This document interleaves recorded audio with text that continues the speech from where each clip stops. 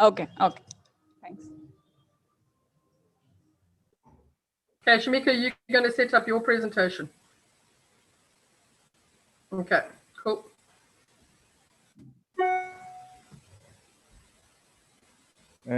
Janet, I see there's a WhatsApp that's just come through for you. I don't know if you got your phone on you. Okay, we're live in the auditorium. Good morning, everyone who is there currently. We're 2 minutes to start time, so we're just going to allow a few minutes and probably one more after that, just to let everybody filter in. But welcome. Thanks for joining us again. And we will start in 2 or 3 minutes. Great, thank you.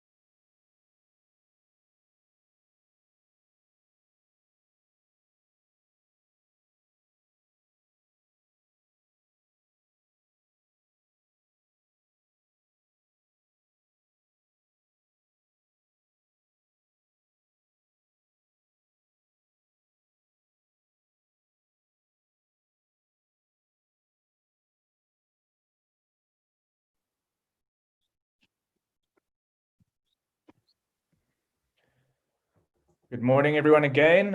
We are at 9 o'clock, which is scheduled kickoff time.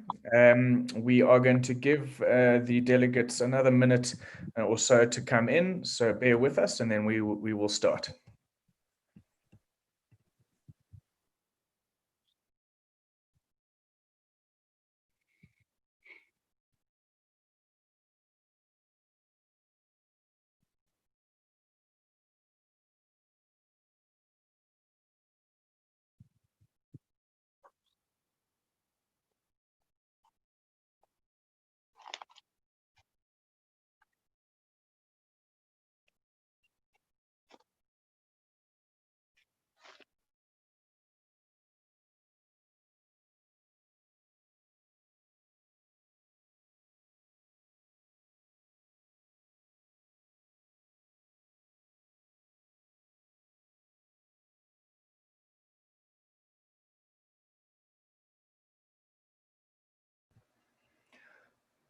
Okay, I think let's get the day started.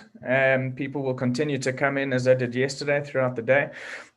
Firstly, thank you everyone who was involved yesterday. We had a fantastic turnout for the talks, and I know there were a lot of visits to the virtual stands and exhibitors. So please today do the same. We're running very much a similar format.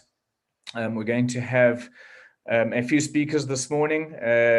Janet Gracie and her team, who I'll introduce shortly, from Innofa, will open up.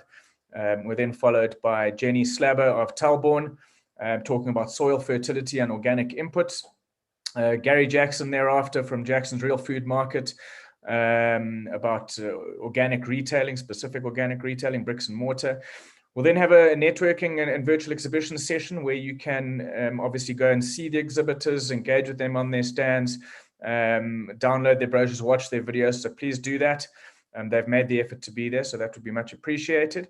It's a nice long break, so you can also get to your normal emails of the day so that you don't fall behind, and you can log in and out as you like into the system.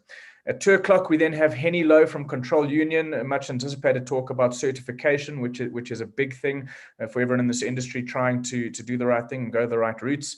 And they've been working with Saoso to develop some good local certification protocols.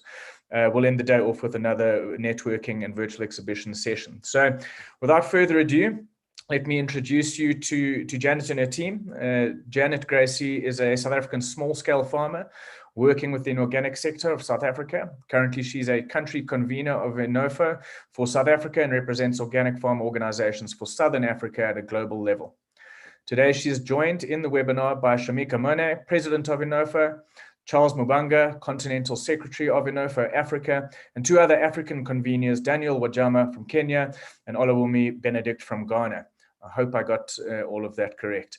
The panel is here to introduce the organic network that is you to Inofo. So Janet will be running Q&A with the other panelists.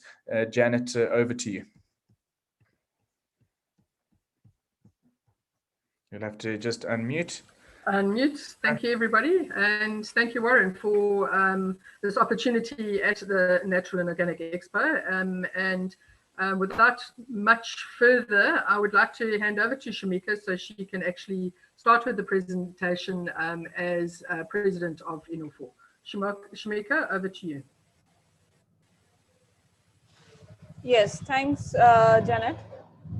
I'll just share my screen. Give me a minute.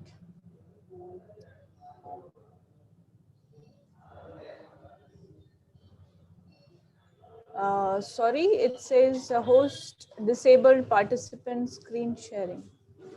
Now you should be able to share now, Shamika. Oh, yes.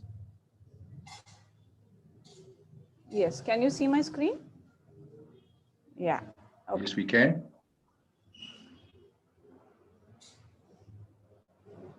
Yes, so basically Inofo is an intercontinental network of organic farmers organization.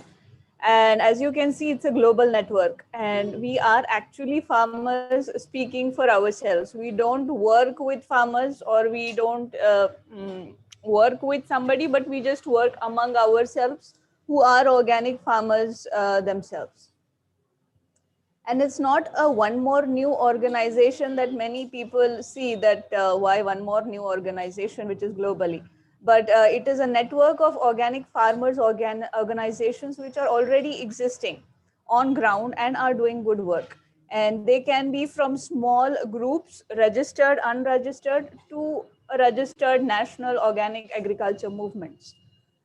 And we try to bridge and build them all together to cooperate and consult with each other at the national, regional, continental, and international platforms.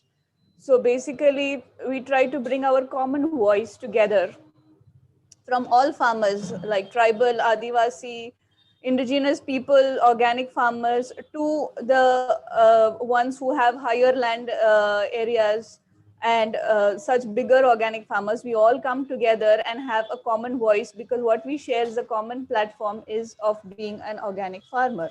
So that's what we do, and fill in the gaps at the local, national, continental, and global platforms.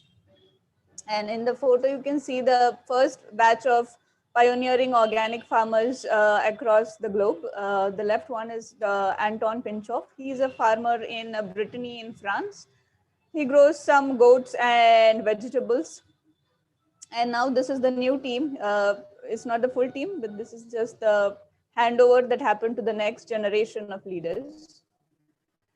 It actually all started in 2008, where people said that no, organic farmers have their own objectives and own things to keep in place and to organize and strengthen themselves. Because many of the times the goals and visions of an organic farmer organization is not exactly same with an NGO or others who have other stakeholders within a big umbrella family. So since then, 2008, we had our, 2011 was our first Inofo General Assembly that happened in South Korea. followed by 2014 in Turkey, then 17 in India, where OFI, our organization, hosted it in Delhi. And now this time, actually in September, was the time where we were planning for having the next GA in France, but now it's postponed to the next year. So basically, since last 3 years, since I was elected as the president, and we have a new team of leaders, we decided to actually move from an informal network of organic farmers organization to actually build the communication channels, because as organic farmers, we have hindrances and blockages at different levels as challenges. The internet may be a problem, language is a big task, then being in the farm and managing the farm and your computer work balance. So there are n number of others which I'll not go in detail, but such communication channels need to be built up so that the communication flow of organic farmers on ground can come to the top, and from top to the global platform should come down to the organic farmers on ground. And even though we in the next few years go to the next batch of people who will come on place, we will have the infrastructure in place such that the organic movement of organic farmers go ahead. And when I say organic farmers organization, it also means that farmers are the decision makers in that organization, not necessarily just as the beneficiaries. This is just to give one example of how Innofo, that's the network, benefited one small organic farmers organization in Kerala called Kerala Jaiva Karshaka Samiti. Kerala is the southernmost state in India, and they have this organic farmers organization since last 25 plus years. Actually, 2 years back, they had their silver jubilee. But they were known only for Kerala. But because there was an medal of honor announced by IFOM Asia along with a municipality in China called Shichong County, uh, and because they were members of OFI, that is the National Organic Agriculture Movement in India, and OFI is a member of Innofo, they came to know that such a medal of honor exists, and they just applied for it. And now when the applications were processed and they came to know that they won this medal of honor, they within no time were known to the country level, to the continental level, not only in Asia but global, because it was a medal of honor given by IFOM Asia, so internationally. So for just because they are in this network of connection, they benefited out of this award, a medal of honor, and a recognition of their work was appreciated at the global level. And this is just one small example of just being the one benefit of being a part of this network. But there are a number of services that we want to bring to farmers, but now we are in the process of developing and asking the farmers organization to join and asking them what they need from us as a global network. So this is our Innofo Council, that since we have come, the younger generation, in 2014. This was 14 to 17, and this one is the present one from 18 to 20, now 21 actually. And we have organic farmers, and some are also employees in different civil society organizations who work on organic farming.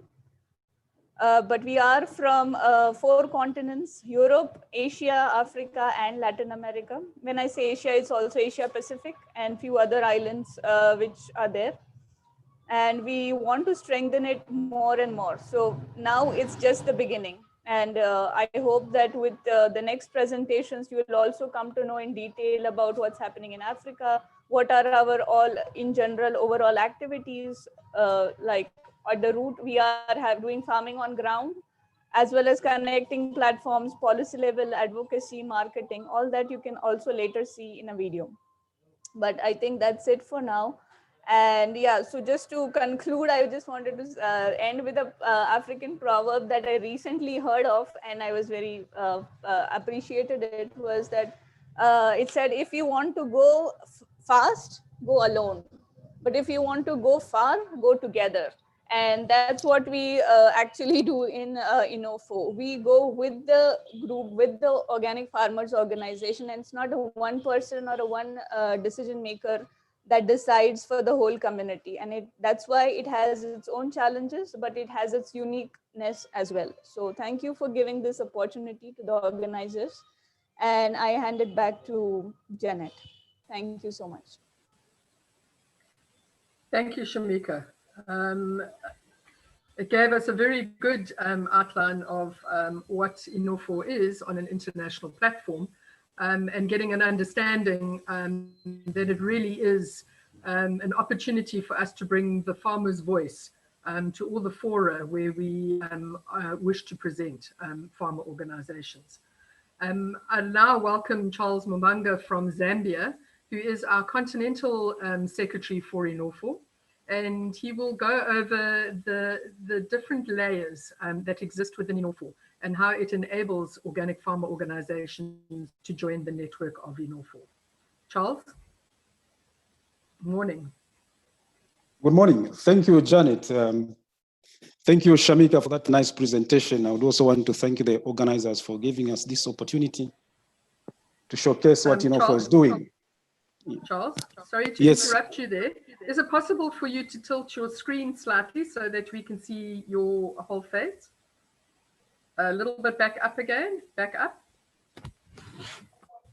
Awesome, thank you very much.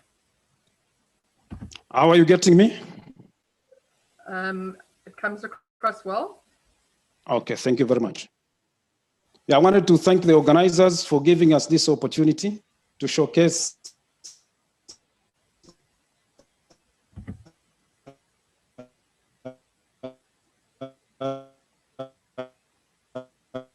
Innofo. I also want to thank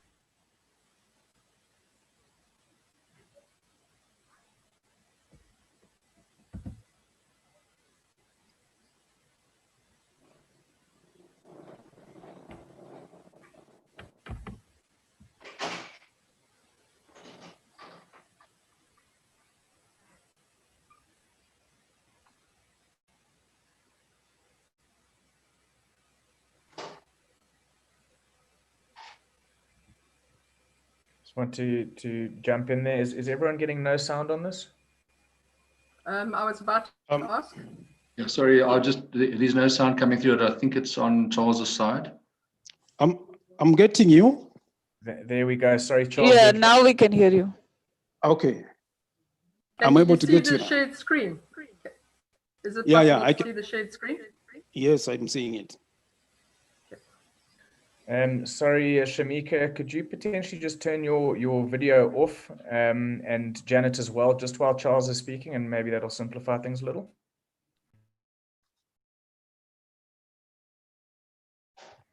Thank you. Charles, back to you. Sorry for the interruption. I hope, well, with these things, we do sometimes get glitches and everyone understands. So please don't worry. Just carry on and we'll let you know. All right.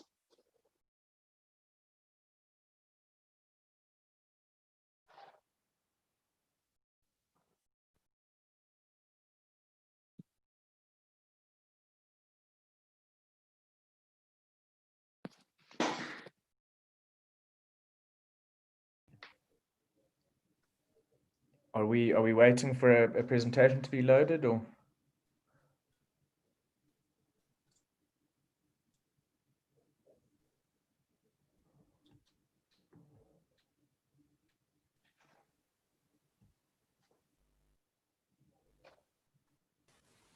Charles, are you online? Yes, yes. Can you see the presentation? Not yet. Okay, let me just go back. Shamika, you were saying something? No, is he going to present it or you are going to share it? I'm sharing it, but Charles is presenting it. Okay. Is the screen shared, Warren? I can't see the presentation on my side. Wayne, any ideas what the issue may be? I'm not seeing the presentation shared yet. Who's it being shared by? Janet is sharing the myself. presentation, but Charles will be speaking.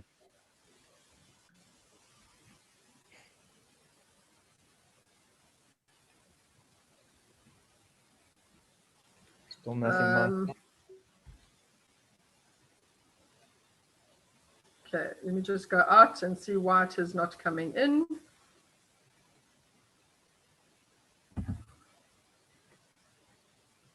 Janet, have you got your video on? I think that's what the issue is. Thank you. Is it coming through now? Yeah, I can see you now. So if you share the screen, we should be able to see it. Why is this not coming on?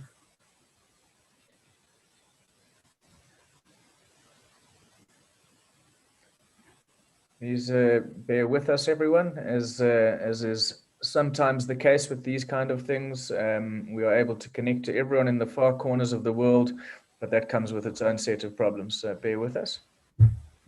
Here we go. Are we sharing it? Yes, we can now see the screen. And Charles can start talking. It's gone back into, there we go. Okay. Over to you, Charles. Thank you very much. Basically, I'm just going to talk about how INOFO is organized on the continent and how we are operating and how we are linked to, how we network with other organizations and stakeholders. Janet, we can move on. Janet, next slide. INOFO, can you see it? Yes, I can see it. INOFO on the continent is actually got a secretariat where the 5 regions of Africa are linked. We have the West, North Africa, Southern Africa, Central and Eastern Africa. At the moment, we are operating in West Africa, Southern Africa, parts of Central Africa and Eastern Africa. We are yet to get a presence in North Africa. So if we have some farmers here, some farmer organizations here who are listening in, this is a perfect opportunity for you to come and join us in INOFO Africa. And then each one of the regions has got countries, as we all are aware. And these countries, they form the region. For instance, in Southern Africa, we have so many countries. And each one of the countries has got organizations, farmer organizations that come together. These are the organizations which are our members. And they form INOFO as a grassroots organization.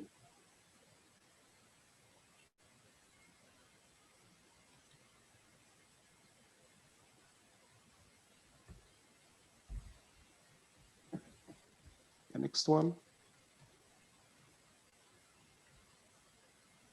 Yeah. Oh. There's another one before that one.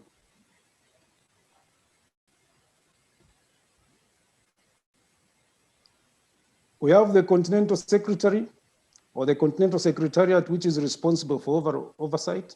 And then in the regions, as President Shamika said, we have conveners. At the moment, we have 2 conveners for each one of the regions. These help to coordinate the activities of INOFO in the regions. And as you know, a region is composed of so many countries. It won't be easy for one individual, and especially a small-scale farmer, to coordinate easily. Even at this level, we need country representatives. We have a few country representatives in each of the countries that we are operating. These help us to actually manage and bring together the farmer organizations within a given country. And as I mentioned earlier, the OFOs, which are organic farmer organizations, are the umbrella organizations under which organic farmers participate in OFO activities. We have tried to go up to the farmer organization so that we deal directly with the farmers themselves, instead of dealing with the big bureaucratic organizations. Let's go to the next one.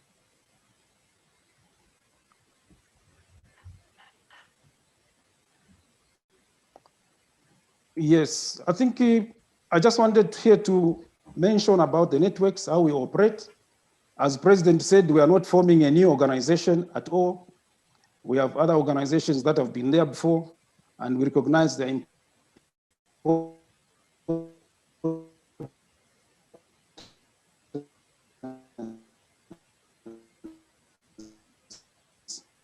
in Africa. We network, and it's on the continent. We network with them in various areas. For instance, in hosting the African Organic Conference and the attendant Farmers Forum. Then we have international organizations that we deal with, which have got operating offices in the continent, on the continent. For instance, IFAD, the International Fund for Agricultural Development. We participate in their programs on behalf of farmers and have our interests as farmers catered for. Then we also have regional organizations like ISAN, the IFOM Southern Africa Network, WAFRONET, the West African Organic Network. These, as we operate in the regions, we ensure that we take them on board and make sure that our presence, our voice as organic farmers is heard on their platforms, and we participate in the activities that we make together. As mentioned earlier, network is about going far with so many and not going alone. Then we have the NOAMs, which are the National Organic Agricultural Movement.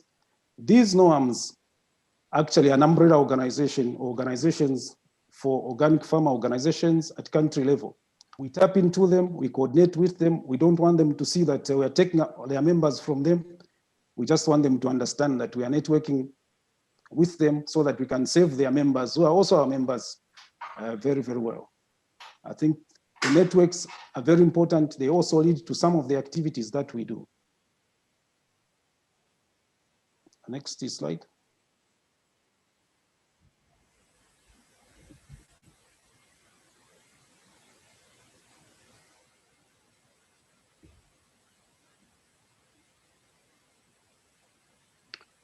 I think that has already been mentioned, operate because of the networks that we have.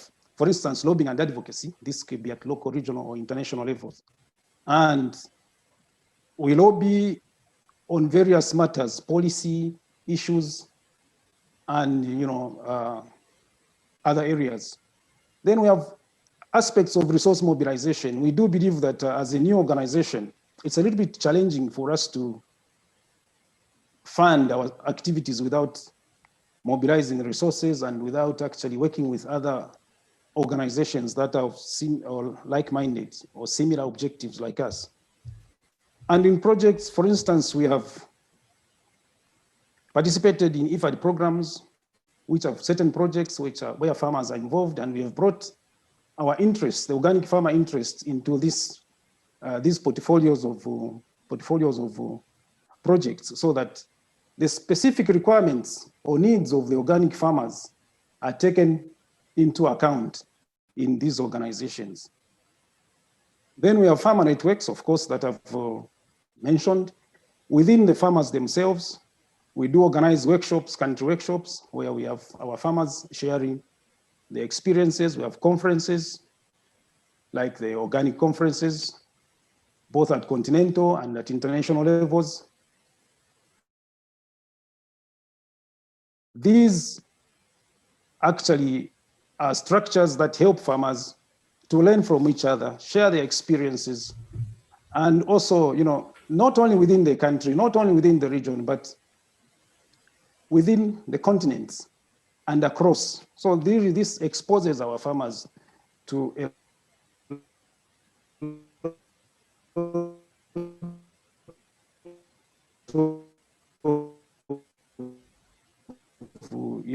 knowledge and experience. It's a very important aspect, because without markets, then farmers actually may not realize what they are worth in terms of their activities. So we try as much as possible to link them to markets. That's why we're so happy to participate in a trade expo like this one, where our farmers are going to be exposed and understand exactly what goes on. We're able also to meet consumers and other interested parties. So this is very, very important for us. Then organic production. Organic production is a very important aspect, as we are organic farmers. We try and help, especially with the development of PGS, which is the participatory grantee system, because we believe that as small-scale farmers especially, it's very difficult for one to go straight onto third-party certification because of the attendant risks. And we believe that PGS is a tool that can be used to access the markets, both at local and regional levels. And also it's a stage where which farmers can use to develop before they go into third-party certification. So it's a key program on our agenda. Next, Janet.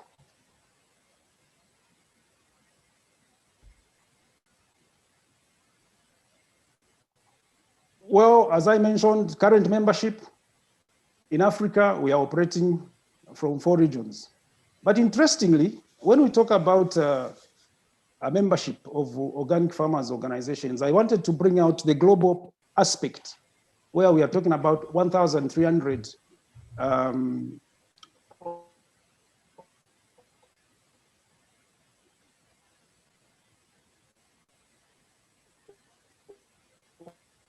organic farmer organizations. This is a lot more members, because like in Africa, we haven't covered even probably a quarter of the potential that Africa has. So we really need more members to come on board so that farmers are represented by fellow farmers. Next.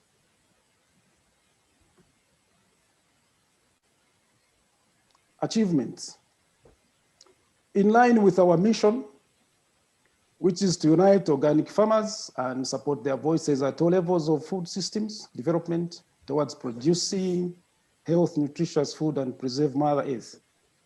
We have targeted, and we believe we are on course. As a result, we have noticed improved visibility of organic farmers in the international policy setting space, of course, including at local level, regional level. Then we have got enhanced institutional capacity, which has enabled farmers to participate in different fora where they represent themselves. And we make sure that we are helping, we are assisting, we are facilitating farmer participation. And yes, as mentioned earlier, this has led to farmers representing themselves, farmers representing farmers. So far, we believe these are major achievements. Of course, we still, work in progress. There is still work in progress. Next.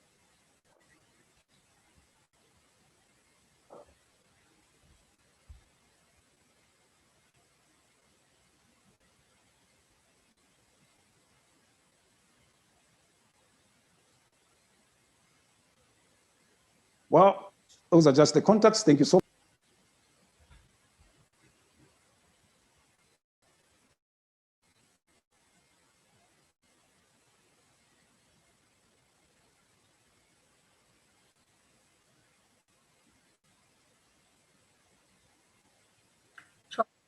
Seem to have lost you there. Sorry, Janet? Could you just repeat in terms of your last slide, in terms of content? We lost the video. Sorry, Janet, your sound seems to have gone a bit awry again. I don't know if your mic's... No, it's there. I'm going to... No, you're still coming and going. Yeah, I wasn't getting you either. Is it better now? No, it's still faint. Very faint.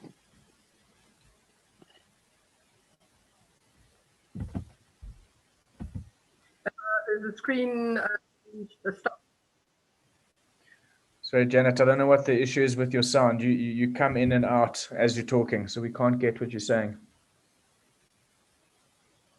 It might be a network problem. No, still not.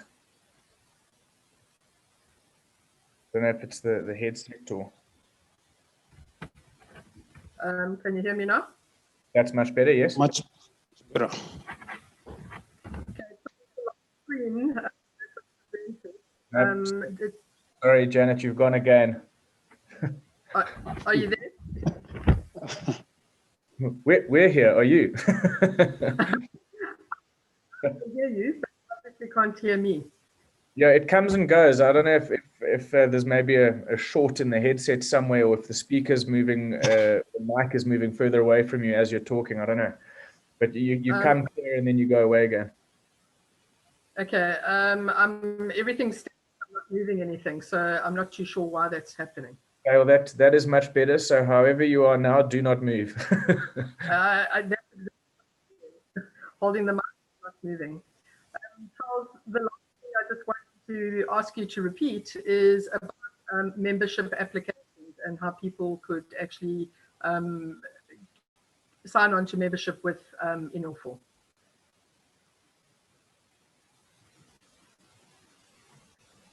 All right. Yes, I've put. We have put the contacts on the screen. There are 2 emails there, and also we can also check us on our website. But as we're accepting membership from organic farmer organizations, which are farmers organizations that are run by farmers and where farmers have got a voice. So we have my email address, charleskemubanga@gmail.com, and then the other one, africa.inofo@gmail.com. And we have the website, www.inofo.org. If you go to that website, you'll find the paperwork that is required, and then fill it in, send it to us, and then we'll be able to get back to you. But we are looking for members at the moment. We need as many as possible. So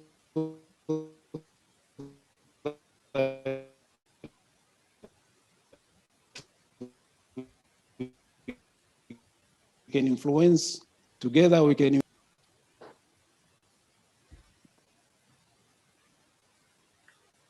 Thank you, Charles. Thank you, Janet. The information will be also available on our booth, so we can actually start working with that if anybody wants further contacts, with all our email addresses there. I'm likely now to go into some of the questions that I would like to ask our panel, because it further gives us more insight into what the work is that we actually do within Inofo. Daniel? Morning, Daniel Wandama from Kenya. Can you hear me? Yes. Yes, Janet, Morning. I can hear you very clearly. Morning to you. Would you just like to give yourself a brief introduction, please? And then also a little bit about what the Seed Savers Network is about. Thank you. Good morning, all of you. My name is Daniel Wanjama, and I am also a small-scale farmer, and I grow seeds. We are a network of farmers who are saving seeds for their own use, because we believe if we use our own seeds, then we can use less chemicals, and therefore we are able to do our organic farming successfully. And I am in Kenya. Thank you, Janet.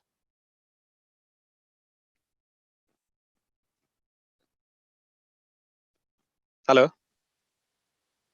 Can you hear Daniel, me? tell us a little bit about why is seed policy advocacy relevant focus for Inofo?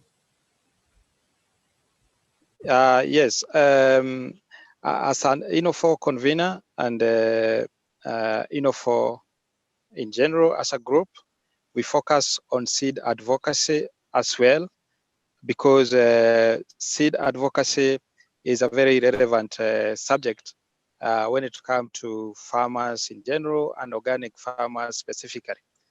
One of the most important reasons is because seed laws and policies that come into play from global level to local level, they are all done through advocacy activities. And the people who do all these advocacy activities, the lobbying and pushing for these laws, most of the people who do that, they are from agrochemical industry, the people who produce chemicals that generally organic farming does not agree to, are the one who push for these laws. And these are, in most cases, members of UPOV, Union for the Protection of New Varieties, and lobbying for implementation of these laws is done from all levels. It's done from global level, that is through the WTO, from regional level, like COMESA, it's also done at local level, at national level, and the laws are basically similar. They are very much the same because they are designed at international level, mostly by agrochemical industry, and they are the laws that are supposed to help them market or sell seeds or bring seeds that would help the companies that are dealing with these seeds and chemicals to sell chemicals. And most of these chemicals is what INOFO in general, or as organic farming standards, we don't agree with. Therefore, seed advocacy is a very important area of what we look at, and we are supposed to do all the lobbying and advocacy at all levels, from national, regional, and international level. You'll be surprised, for instance, organic seeds are illegal in Kenya, and it's a very sorry state because it is made illegal because the companies that want to sell seeds or corporates that want to sell seeds won't like farmers' seeds to come to the market, and they won't like they have standards on which chemicals to be used in Kenya. And if you use if you don't use certain chemical for dressing the seeds, then the seeds cannot be certified by the authorities, so they become illegal because they are not certified. That's why lobbying and advocacy on seed area is very important. Thank you, Janice. Thank you, Daniel. And leading on from that question, in terms of the difficulties in our seed, are organic seeds accessible in Africa? And what can we collectively do about it if this is a challenge? Generally, it is difficult to access organic seeds. And I'm saying that because I can I've experienced this myself, because I've tried to look for organic seeds in Kenya, and I don't find no company that is dealing with organic seeds. I know it's the same almost across. Maybe in South Africa there could be some company dealing with it, but a lot of areas in Africa, there are no companies that are selling organic seeds. And this sorry state is mostly, by a large extent, because the global companies that are dealing with seeds in Africa, they are also dealing with chemicals. And most what they want to do is to sell chemicals using seeds, like introducing seeds that go with certain chemicals. So there is no interest where chemicals are not involved, or chemicals for pesticide or fungicides or whatever. If they are not involved, then there is very little interest in having seeds on that particular industry. Now, the subsector of organic farming does not have enough seed supply, and farmers are not really getting the seeds that they should.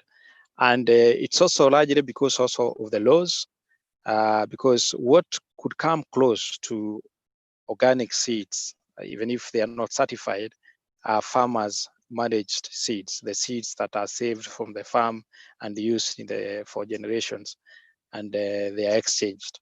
So this sector is also not recognized by most countries' seed laws and policies. So the growth is very limited, and in some situations they are banned, they are illegal, and therefore even what could be organic seeds, though not certified, is not available. So the seed laws do not support, and there is no system for certification of these seeds. There is no mechanism, no policies in place or regulations to certify organic seeds. The only mechanism that exists in most countries, using Kenya as an example, is a mechanism for certification of conventional seeds, which whose marketers are mostly designing they're designing them with chemicals in mind, helping them to sell chemicals, because the seed chemical companies basically make more money by selling chemicals than selling seeds. And we as we believe there is something that can be done to change the situation, or to change the narrative, or to improve the seed situations in terms of organic seeds. One of them, we believe we could support the growth of small seed enterprises, which could be organic and local, that are able to supply local seeds, but in the organic way. And the other thing that we need to do is what we had Charles mention. We need to push and advocate for policies and laws that support farmers' managed seed system. We look at a way of having them recognized and supporting them for growth. And if we go that way, then we are able to have organic seed sector that will help to make organic farming and organic farmer access seeds, and make our life easier as organic farmer who need organic seeds. Thank you.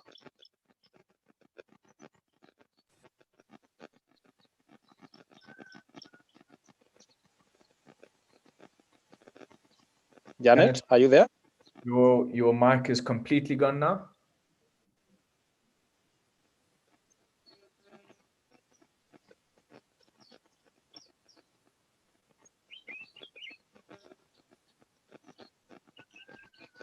Still not winning there. No sound coming from your side.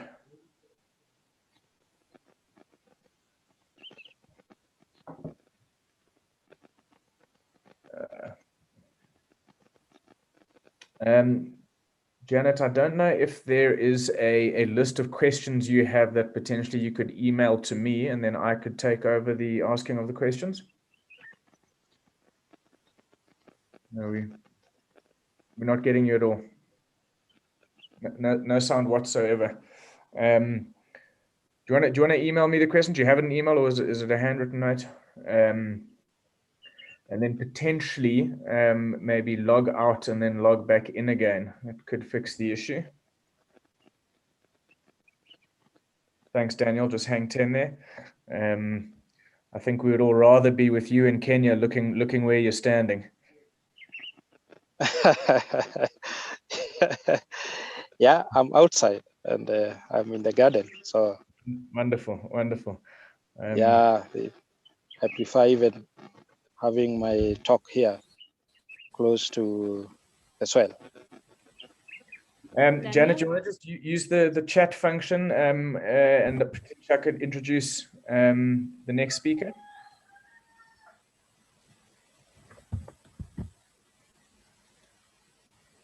Sorry, everyone, if you just bear with us. We're connecting all over the world. These do happen, so just bear with us.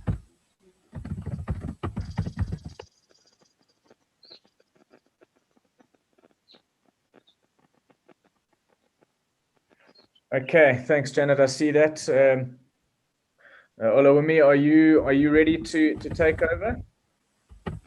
And then Janet, you could quite simply type the questions there in that chat function. I could ask them. Yes, please. Good morning. Good morning. How are you? I'm doing well. Good. As we dive into this technical side of welcome. There we go. That's me. Welcome. Where are you sitting currently, Alumi? So I'm sitting in Ghana currently, and in a small town called Wenchi, in a village. Wonderful. Janet, are you due to ask the questions, or Alumi, do you have a presentation to give? No, Janet is to ask me some questions. Okay, so I'm going to wait for these questions to come through on the chat function. So just bear with us if it's a little bit stop-start. We will find a way. Yeah, it's the normal time. Salome, I believe you're from PGS in Ghana. How was the PGS in Ghana formed? So in 2018, we started the PGS in Ghana through the IFOM project, which is Organic Market for Development. And then we started with all stakeholders in the country because the country decided to have one national PGS system. And then we tried to work with all the stakeholders by engaging them on what they really want. And from there, they decided on adopting the East African standard to Ghana context. And then we have the ecological organic standard for Ghana. And we have developed all other documents essential for PGS in the system. And so we walk through the whole country with all organic farmers, depending on the level you are. So one thing that will come to play in this PGS system is we take you as you are. We accept you wherever, whatever level of organic you are. And then we try to upgrade you by, we all know that PGS itself is basically on knowledge exchange. So we exchange a lot of knowledge with you at whatever level you are so that you can actually get to the 100%, 90% organic standard that we have set for the country. Because apart from those who do export, the local farmers who do organic, who are local, selling locally, many of them, even from the beginning of the project, we thought that they understand organic. But now, deep in the project, we realized that many of them have no in-depth knowledge about organic. So even though the project is focused on markets, which will link farmers to markets, we kind of also doing in-house training, trying to look for other organizations that can support in terms of training and training the farmers, because we believe also that when there are no training, good produce are not available in the market. Yeah, absolutely. I don't know if you managed to listen in yesterday. We had Matt Perkis from Sourso and PGS talking about PGS locally, and it is very much a ground roots thing. Tell me a bit more about the work of PGS in West Africa, and specifically within NOFO in West Africa. What is the penetration like? What are your numbers like, and where are you trying to get to? So for PGS in West Africa, so the way it's so structured, you can be a member of a PGS system in West Africa and then be a member of INOFO, in the sense that your organization is a member of INOFO directly. And that way you are directly a member of INOFO, even globally. So we, as PGS, we know that mostly what farmers want to, and why they want to stay in organic, is they have market to sell their produce. They don't want the situation by the labor, they do all the hard work and they cannot sell their produce with as labeled as organic. So we encourage them through INOFO and working with PGS. We try to tell them that PGS is the standard, is the certification process. And INOFO helps them also in trainings, because INOFO also give trainings to farmers, exposure to farmers, because we do sometimes take some of the farmers for conferences, both locally and internationally. So they're being exposed to the international, where they see other organic farmers or product all over the world, and they come back to their country to replicate what they have seen. Okay, understand. Tell me, I don't know if it's necessarily a question for you, because I know that PGS locally, and I'm sure you work much the same. You don't have to be certified to be a member. You're part of the process, and you guide them along the way to going from conventional through to organic. But from an Innofo perspective, I'm talking to the whole panel. Do you have to be a certified organic farmer to be a member of Innofo? No, you don't have to be a certified member to be a member of Innofo. So PGS is on its own a certification. Innofo on its own is the body. So you can be part of Innofo and not have your produce certified, because we work with, as long as you're an organic farmer, you keep the 4 principles of organic, because PGS is not even available in all countries currently. So wherever level you have, we work with you and we try to hear your voice at the global level. I think that's great. I mean, it's one of the things that if we have hard and fast borders to these things, then we have a barrier to entry for those who are trying to do the right thing. So that's, I think, the right way to do it. Thanks very much to everyone on the Innofo panel for your time. We're going to have to end that session because we need to move into the next one. So we appreciate your time from all over the world. It's wonderful to see all of you. Again, there is an Innofo stand. If anyone wants to know more, please, in the breaks, engage on their stands. And again, post the event of yesterday and today, we're going to be sharing all of the content via the Organic and Natural portal. The platform will still be open until this evening for everyone to access. So thanks again. Thanks, Janet and the team. Thank you.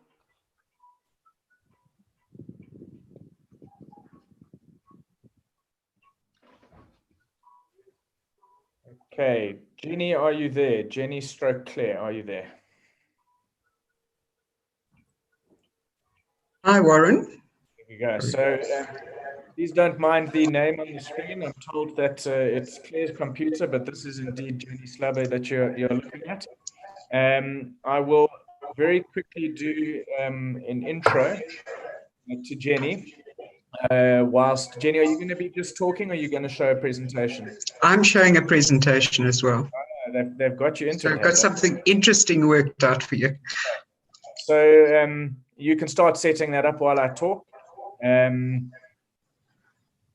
find your... So Jenny is the Sales and Business Development Manager at Talborn Organics. Jenny grew up on a Karoo sheep farm where she started her love affair with nature and the elements. An interest in good quality, healthy food led to her career as a home economist and customer advisor until 1986, when Mike and her started an exporting company supplying organic fertilizers to Germany. 2000, they developed a unique range of natural organic fertilizers and established Talborn Organics to manufacture, sell, and distribute certified organic fertilizers and inputs approved by Control Union for EU and US NOP standards. This gives the assurance of organic quality inputs which meet world-class standards for organic produce. Jenny mentors the youthful Talborn Organics and Talborn Urban Organics team. And then I lost the...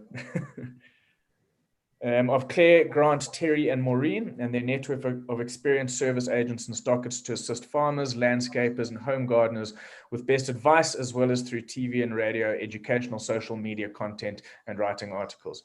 Jenny attended the Climate Reality Leadership Training by Al Gore in June 2013, Istanbul, Turkey, to create awareness and promote climate stability practices. And I assume that's where you and Lorraine must have bumped into each other. We heard yesterday she was also there. Is that correct? No, not quite. But it's the same course. I think I predated her. She most probably did the one in Johannesburg. I had to fly far for mine. Well, Jenny, welcome. That's a hell of a resume. We those who know you've been at this for a while, and you are extremely passionate about it. So we look very much to hearing what you have to say today. So over to you.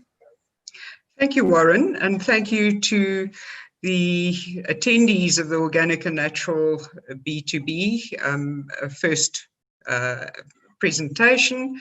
It's quite a privilege for us to be included in this. And, you know, Talborn Organics has been a passionate teacher and promoter of organic soil health and as the basis of all health of people and the planet and animals. And so I'd just like to go into just who we are and what we are. You'll notice that Control Union, our product ranges are certified organic through Control Union, both for EU and American compliance, but obviously for local market as well. So exporters, you can be assured of that, and consumers for your safety.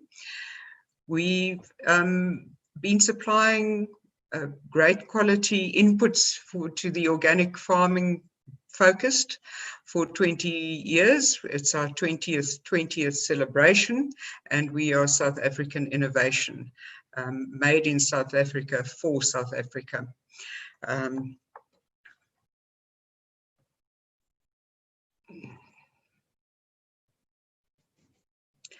That is our factory based in Econdustria, Talborn Organics, and now we have an addition to our family, which is Talborn Urban Organics. We are wholly owned South African group of companies. We established in March 2000, and our aim and objective is to supply South African inputs to organic and regenerative farming.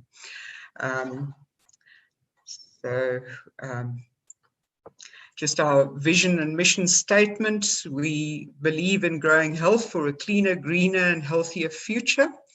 And we like to use the word smart ways to serve people, planets, and profit. So I'm going to start where all of the organic industry, believe it or not, we start with smart soils and smart agriculture. So let's just have a look at something quite interesting here.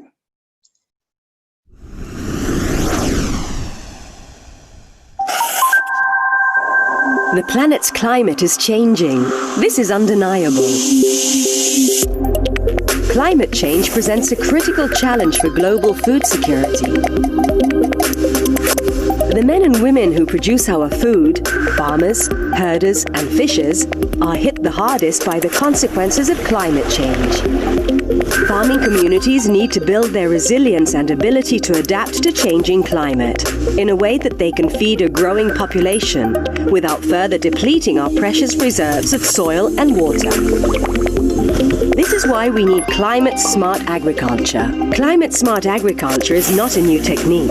It is an approach to identify production systems that can best respond to the impacts of climate change and to adjust these systems to suit local environmental conditions now and in the future. This approach can help transform agricultural systems to support sustainable development and food security in a changing climate.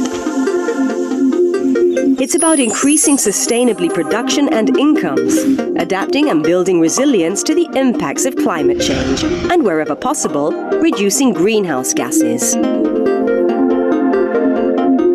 We can make climate-smart agriculture a reality. These are the ingredients we need. Expand the evidence base. Policymakers need to know the current and projected impacts of climate change and just how vulnerable the agricultural communities and ecosystems really are. Improve policies. People working in many different fields, agriculture, climate change, food security, and land use, need to collaborate. Work together on supportive policies and plans, taking into account the entire landscape. Support and empower local institutions. Local institutions are needed to develop capacities and motivate men and women farmers. This way, they can adapt their practices and plan together the best way to do climate-smart agriculture. Combine financing options in a new way. We need to bring together financing sources that target agriculture and climate change.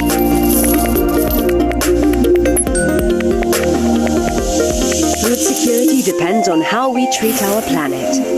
Let's make sure our agriculture is productive and sustainable for generations to come.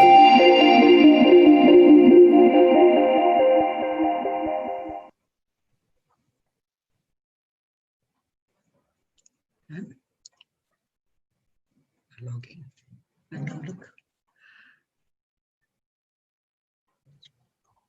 We can hear you and see you there. So okay. Did you see the presentation on the climate smart agriculture? Yes, the video played perfectly, and you can carry on. Absolutely perfect. Okay, lovely. Thank you, Warren.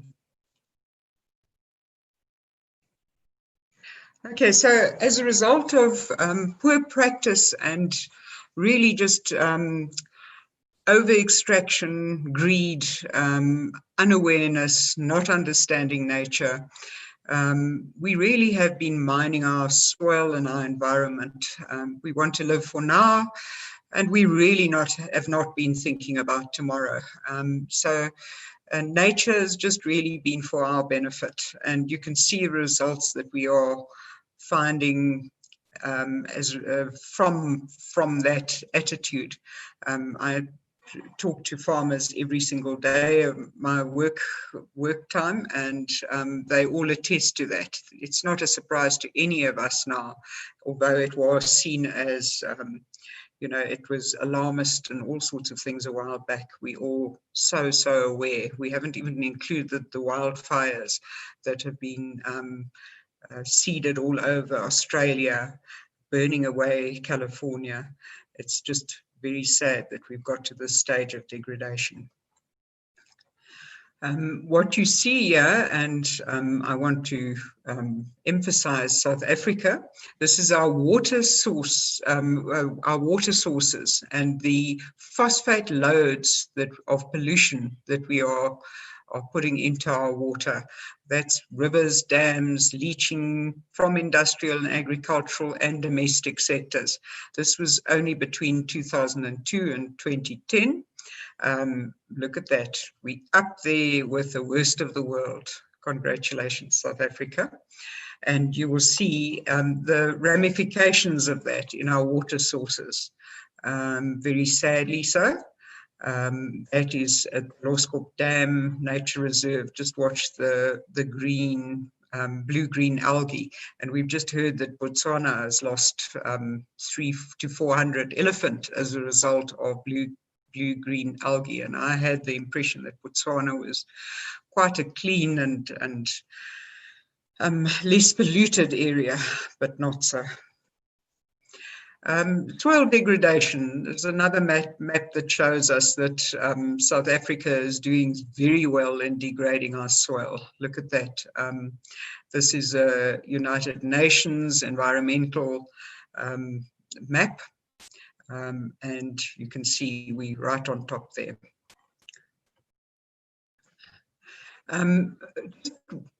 Many of us don't think very carefully of what we're doing when we just spray a little problem with whether it's weeds, whether it's insects. We grab something that we've been told you have to farm with. And this is basically the cycle. We're not aware actually of the implications of what we're doing. You'll see there's the pesticide application. It goes into the soil, it disrupts microbial and kills off microbial life and leads to chemical degradation of our soils. Some of it goes into the soil and our crops take up that pesticide. So we have food full of toxic elements. We think we're eating healthy when we eat plant-based food. Some of the pesticide will leach into the soil through the soil profile into our groundwater, and then a good amount of it will just run off the surface of our soil and into our dams and rivers, creating very serious conditions and killing off our rivers and dams, the life in our rivers and dams. The rest of it might volatilize, and there you will see it comes back with rainfall. So it really is a negative cycle, and it starts all over again. The rest would actually blow away and land up through wind drift, land up in our waters, and perhaps even in our homes. We know of in places in South Africa where it is actually being filmed when people are spraying crops onto residential areas with really serious after effects and health effects on our children and our environment living on the borders of farming areas.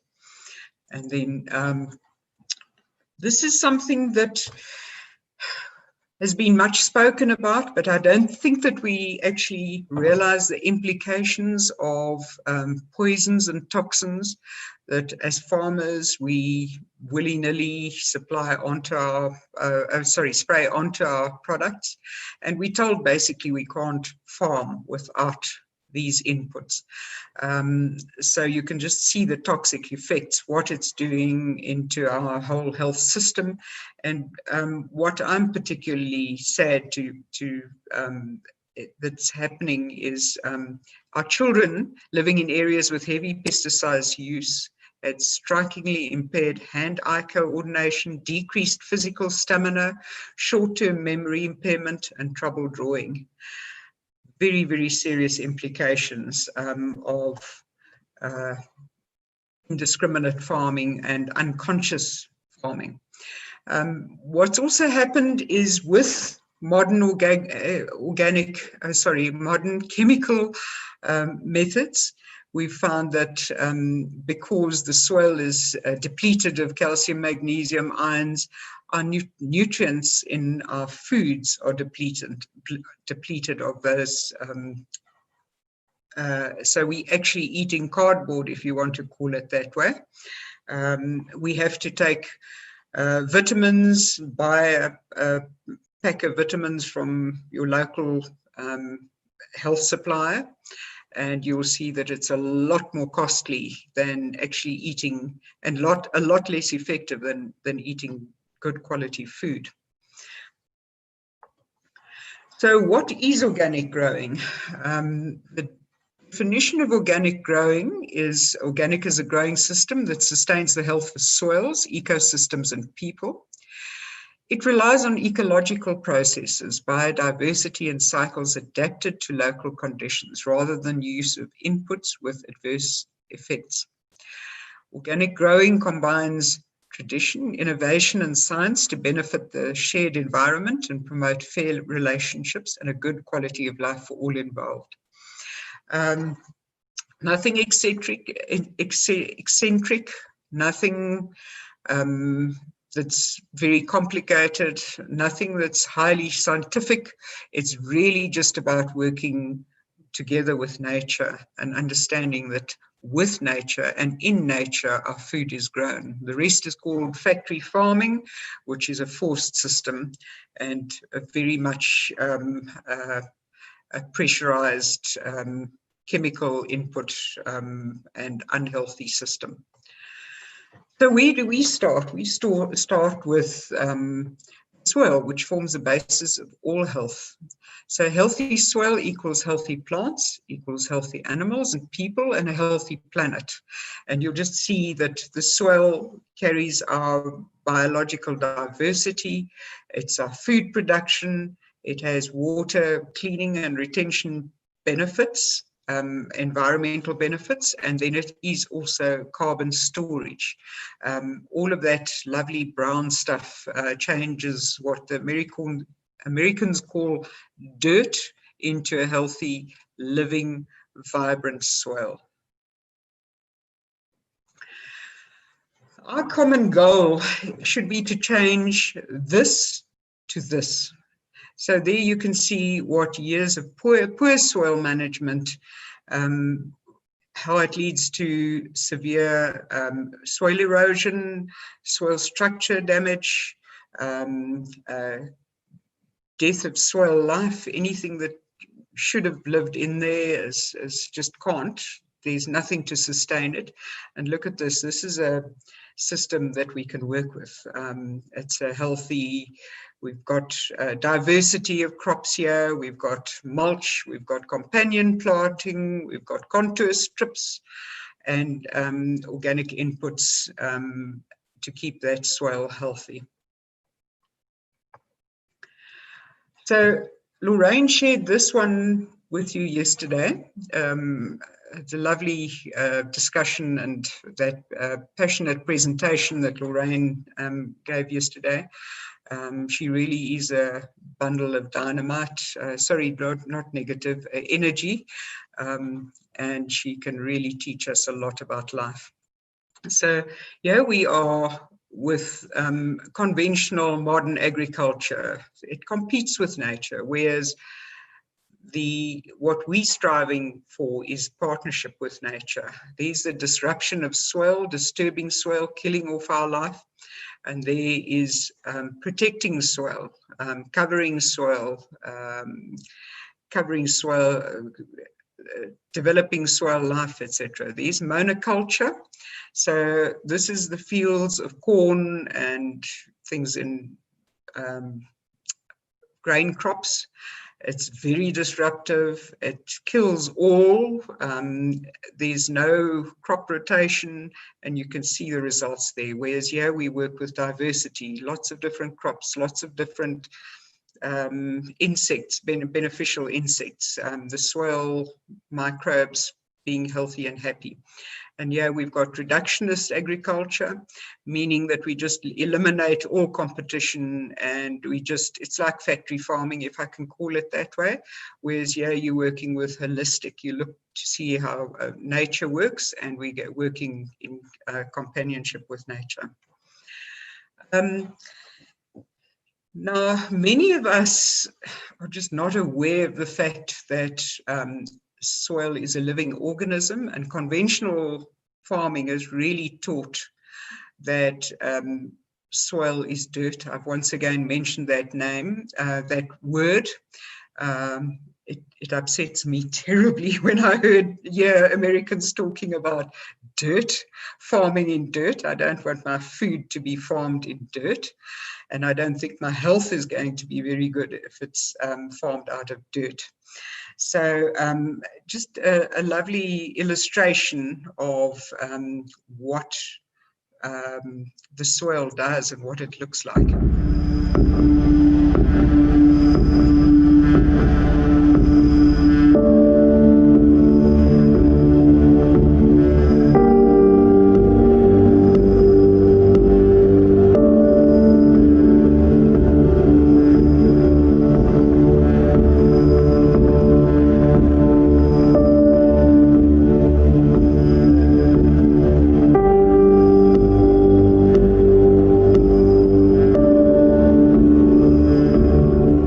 Healthy plants need healthy soil for healthy growth.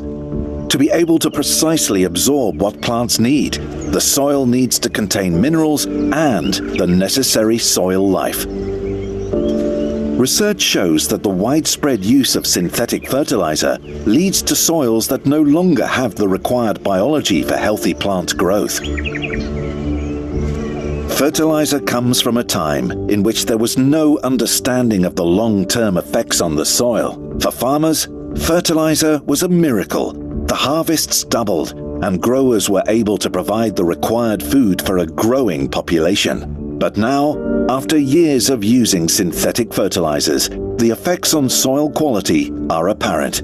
Increasingly, it is seen that fewer nutritional minerals remain in the soil, resulting in plants that quickly become weak and diseased. They are no longer protected by bacteria and fungi, but instead are attacked by them. As well as this, using fertilizer means that these days, farmers need to plow deeper as the ground becomes quickly compacted. This is a costly business for farmers and is disastrous for the soil. There is a better way. It is not widely known, but the roots of plants are able to develop more easily in an environment rich in old roots. Here you can see the current ploughing method, in which the soil is turned to 25 centimeters. This means that the plant really struggles to reach the thousands of passageways that other plants have created with their roots. They often don't even reach through the plough pan, which is caused by ploughing the land with heavy machinery. A surface cultivation method can offer a solution to this. This shallow soil processing means that the roots are quickly able to access the passageways left by decomposing roots.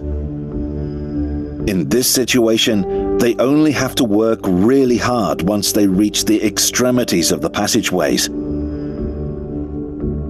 This means that they can root deeper year after year and ensures that there is even more soil and water available for growth. Dealing with diseases by spraying does little more than suppress symptoms.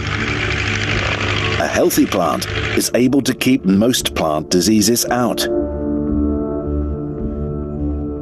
In response to the negative effects of using fertilizers, pesticides are used to save the harvest. The conclusion we can draw is that plants that are only given fertilizer will ultimately always become diseased. Fertilizer is the direct cause of the use of most pesticides. In order to resolve the worldwide problem of over-fertilization, the vicious circle must be broken. The question that we must ask ourselves is, how can we improve the soil?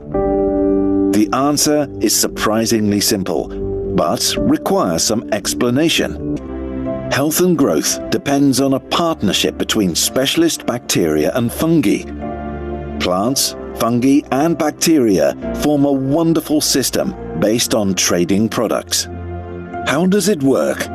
Fungi and bacteria supply nutrients from the soil that would otherwise be hard to reach.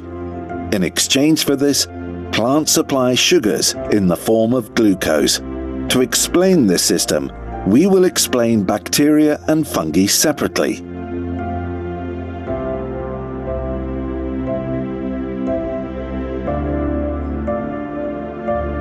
Plants have a problem. Their fine absorption roots have a limited capacity. They only use 4 to 7% of the soil volume and are, on average, not thicker than a hair. They don't live long, only 1 to 3 weeks. As you can see, plants need external help. Plants use their absorption roots to forge a partnership. If they can't find partners, they'll die. If they succeed, it's the start of a beautiful relationship. From now on, a symbiosis can be created. Minerals are hard to mine from the soil, but rhizobacteria are specialized in this process, particularly when it comes to releasing phosphate, which is very important for the plant. These bacteria also carry out countless other important tasks, including one which is very special. Rhizobacteria form a sort of natural defense system around the roots. Anything attacking the plant is kept outside by the physical presence of these rhizobacteria. They ensure that there is no room for disease-causing bacteria. They have their own interest in this because the plant provides them with food.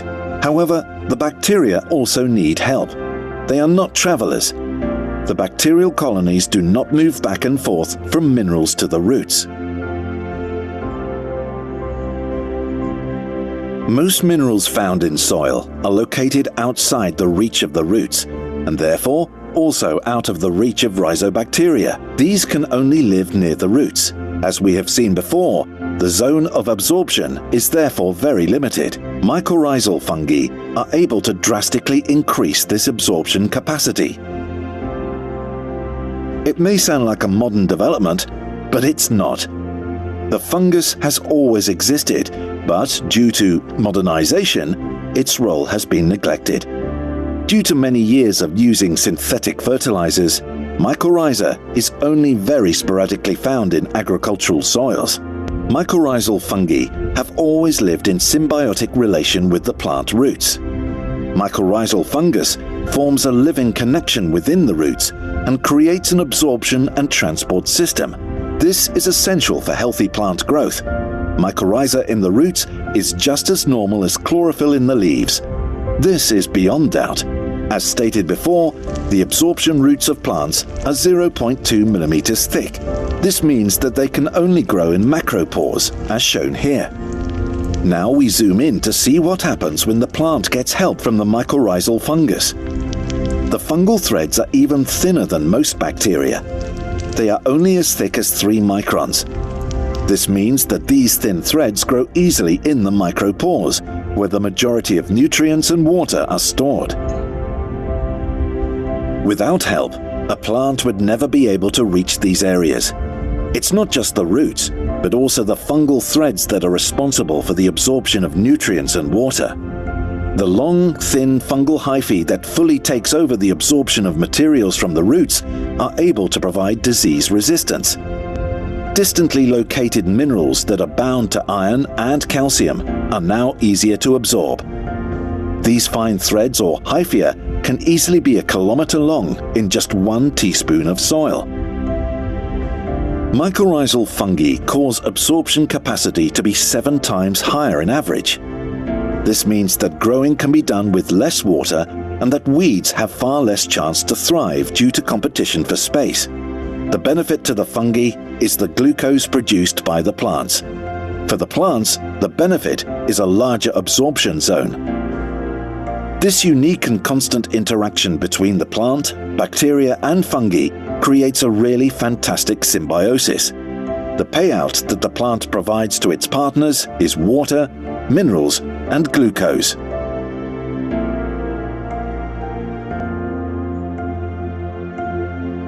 The partnership between soil and roots requires healthy soil biology. Healthy soil contains organic matter from dead leaves, dead roots, and dead animals. This dead organic matter is broken down in nature by soil life to become humus. This creates a great deal of food for soil life, and the soil retains plenty of CO2. Years of using fertilizer has caused the humus to disappear from agricultural land. You could think of humus as the battery of the soil. It's where the energy is stored, the energy that the soil life needs to do its work. Without the humus, it is almost impossible to achieve natural soil recovery.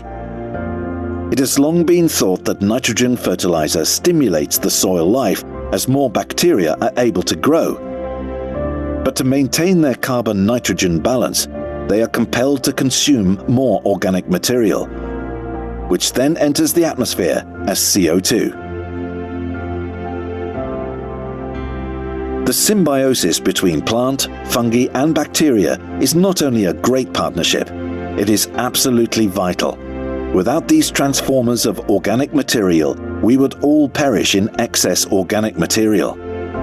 Returning to the question we asked previously about how we can improve the soil, the answer must be, ultimately, plants improve the soil on their own. They do this through the symbiosis between plants, bacteria and fungi. Plants are really the only soil improvers. Here we can see a clear difference between an absorption system without and with mycorrhiza fungi. The plant on the left is entirely dependent on the pH value of the soil and the supply of minerals. The plant on the right has roots that are able to optimally self-regulate the pH level and absorption via mycorrhiza fungi. This results in a healthy absorption that works perfectly with organic fertilizers. Using this natural system, we will achieve healthy soil that in turn brings healthy plants that can produce healthy fruit and vegetables. The way we deal with our soil has a direct effect on the emission of CO2 and the nutritional value of our food.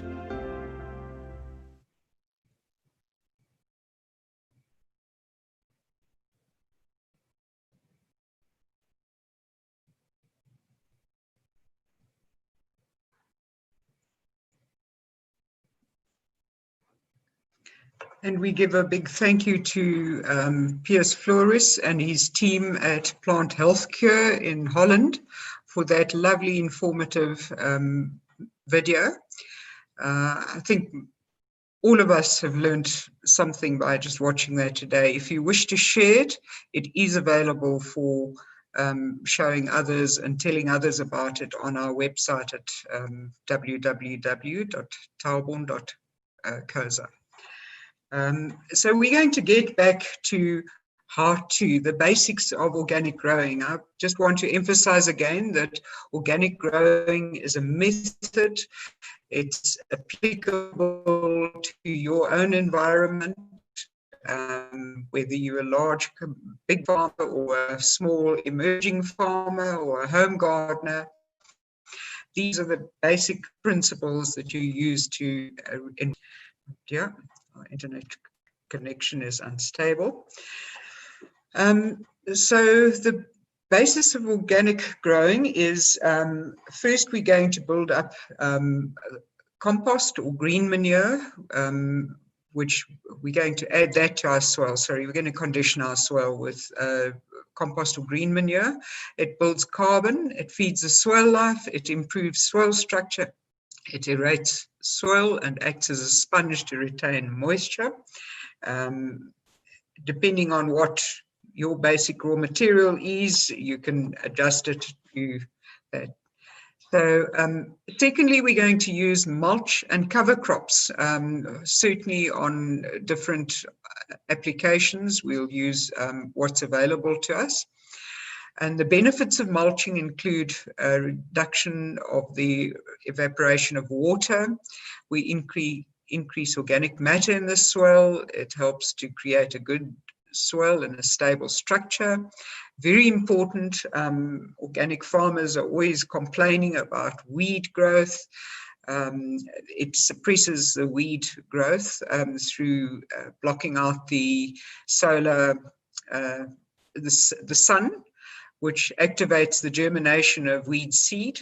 So every time you till, you just bring up more and more weed seed from the seed bed, perhaps 100 years old, perhaps very far down to a meter or even more.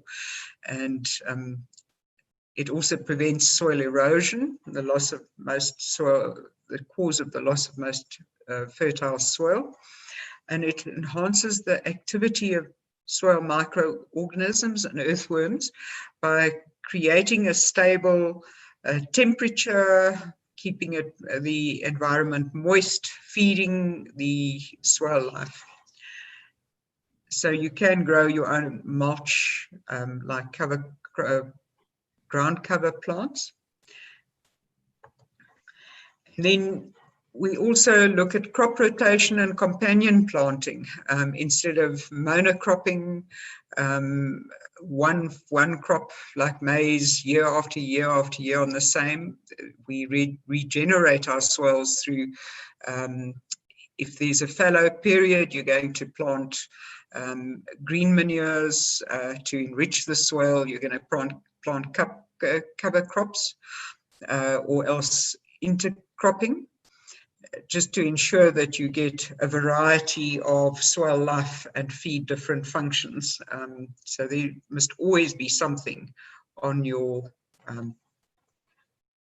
lands, never just empty land.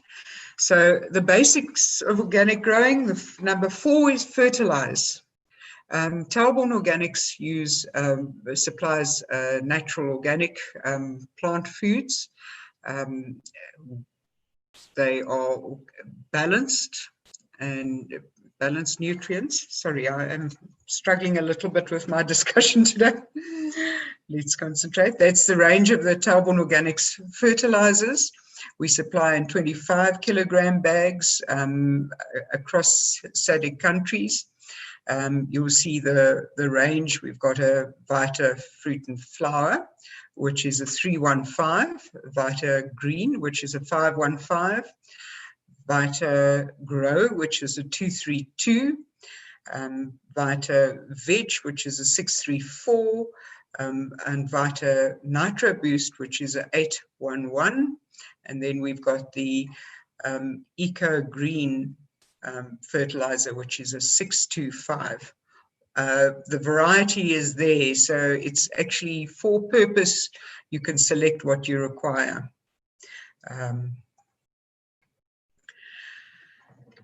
Carbon fertilizers are climate, carbon, and water smart. They're also scientifically formulated to supply a complete range of fertilizers which deliver higher NPK, group 1, minor and micronutrients for productivity and quality. So the major nutrients are what we all know as nitrogen, phosphorus, and potassium. Minor nutrients, calcium, magnesium, sulfur, boron, chlorine, iron, copper, manganese, molybdenum, sodium. Yes, even sodium is important for plant health. So it's an all-in-one fertilizer, and it's not, it's plant food basically. And the way it works is very different to synthetic fertilizer. So for synthetic fertilizers, you feed the plant. The fertilizer is applied to the soil surface. A lot of water has to be drenched to make available the plant nutrients, which are bound to salt. And then through osmosis, the fertilizer is forced into the root zone of the plant and for uptake of the plant like that.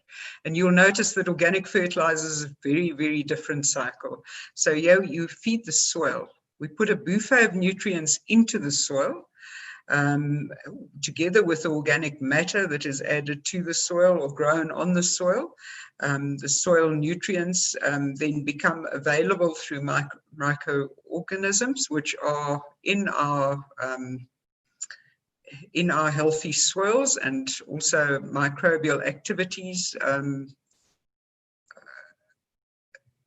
fertilizers would be microbial activators as well. So they would feed these microorganisms, and the microorganisms then will make the plant nutrients available to the plant for assimilation, not through osmotic pressure, but you have a symbiosis here where the beneficial fungi, beneficial bacteria that we saw on our show actually release these products for uptake.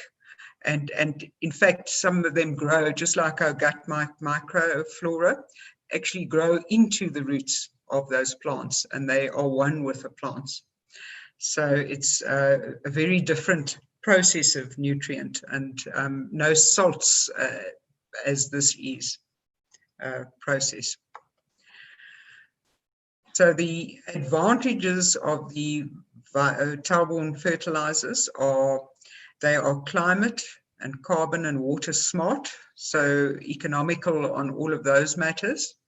You're making a beneficial microbial life and in the soil, and they won't burn plants. You feed every 4 months. They are cost saving and value for money. As a result of that, application rates, a little goes a very long way. So they contain no manure at all because of most manure fertilizers are actually from feedlot factory farming and have much antibiotic, growth stimulant, and toxic elements in that, so are often very high sodium levels as well. No weed seeds, very low levels of sodium, and the minimum residue levels of heavy metals are very, very low. So that complies with global GAP as well as the organic standards. And then our fertilizers do not change the pH of your soil. The nitrogen is a stable amino acid nitrogen. It's not a fast release nitric oxide based fertilizers. Because of it being a multi-source, there's an element of a food state we call in human nutrition food state. So it's very readily absorbed by the plants and animals and our bodies. And also our fertilizers help to build up the nutrient cycles in the soil. So your nitrogen cycle, your phosphate cycles, those are all very valuable. What happens is the microbes will actually absorb the nutrients and make them available to the plant, but also absorb some which they use for their own energy. And when they die off, they actually become available, the nutrients become available. It's like biodegradable, available to the plants again and the soil life again. So it is very beneficial and a building up process. And then you'll see a very important factor that we saw in our soil life video is microbial activators. Our fertilizers are microbial activators. Here is a picture of where our products have been placed. A little bit of moisture on there, and they're busy being broken down by trichoderma, which is one of those beneficial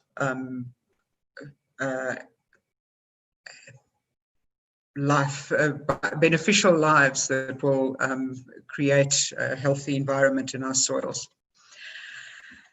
And here's just some wonderful results, some exciting. We have great fun when our farmers get wonderful results like this. You'll see a potato root system developing. Goodness from the earth. These potatoes were planted with the Vita 232 fertilizer, great root development, healthy roots, lots of vigor and energy in that production. And there's just a further picture of a later development, and that's not even close to harvesting time. So you would easily get between a 13% up increase in harvest using the Vita organic fertilizers. And they're long-term feeds, so you'll be applying them with planting, and you might have a top dressing for long growing crops. All the nutritional elements that the plants need. So all you need to do is add green manure or compost to the soil. This is a picture of a broccoli seedling only 10 days after transplanting. If you look at the massive root development there, the sturdiness of that plant, unbelievable. And there's the end result. Rory from Eco Agri Consultants sent us a picture of the mature broccoli grown with 634 Vita Veg Tarborn fertilizer.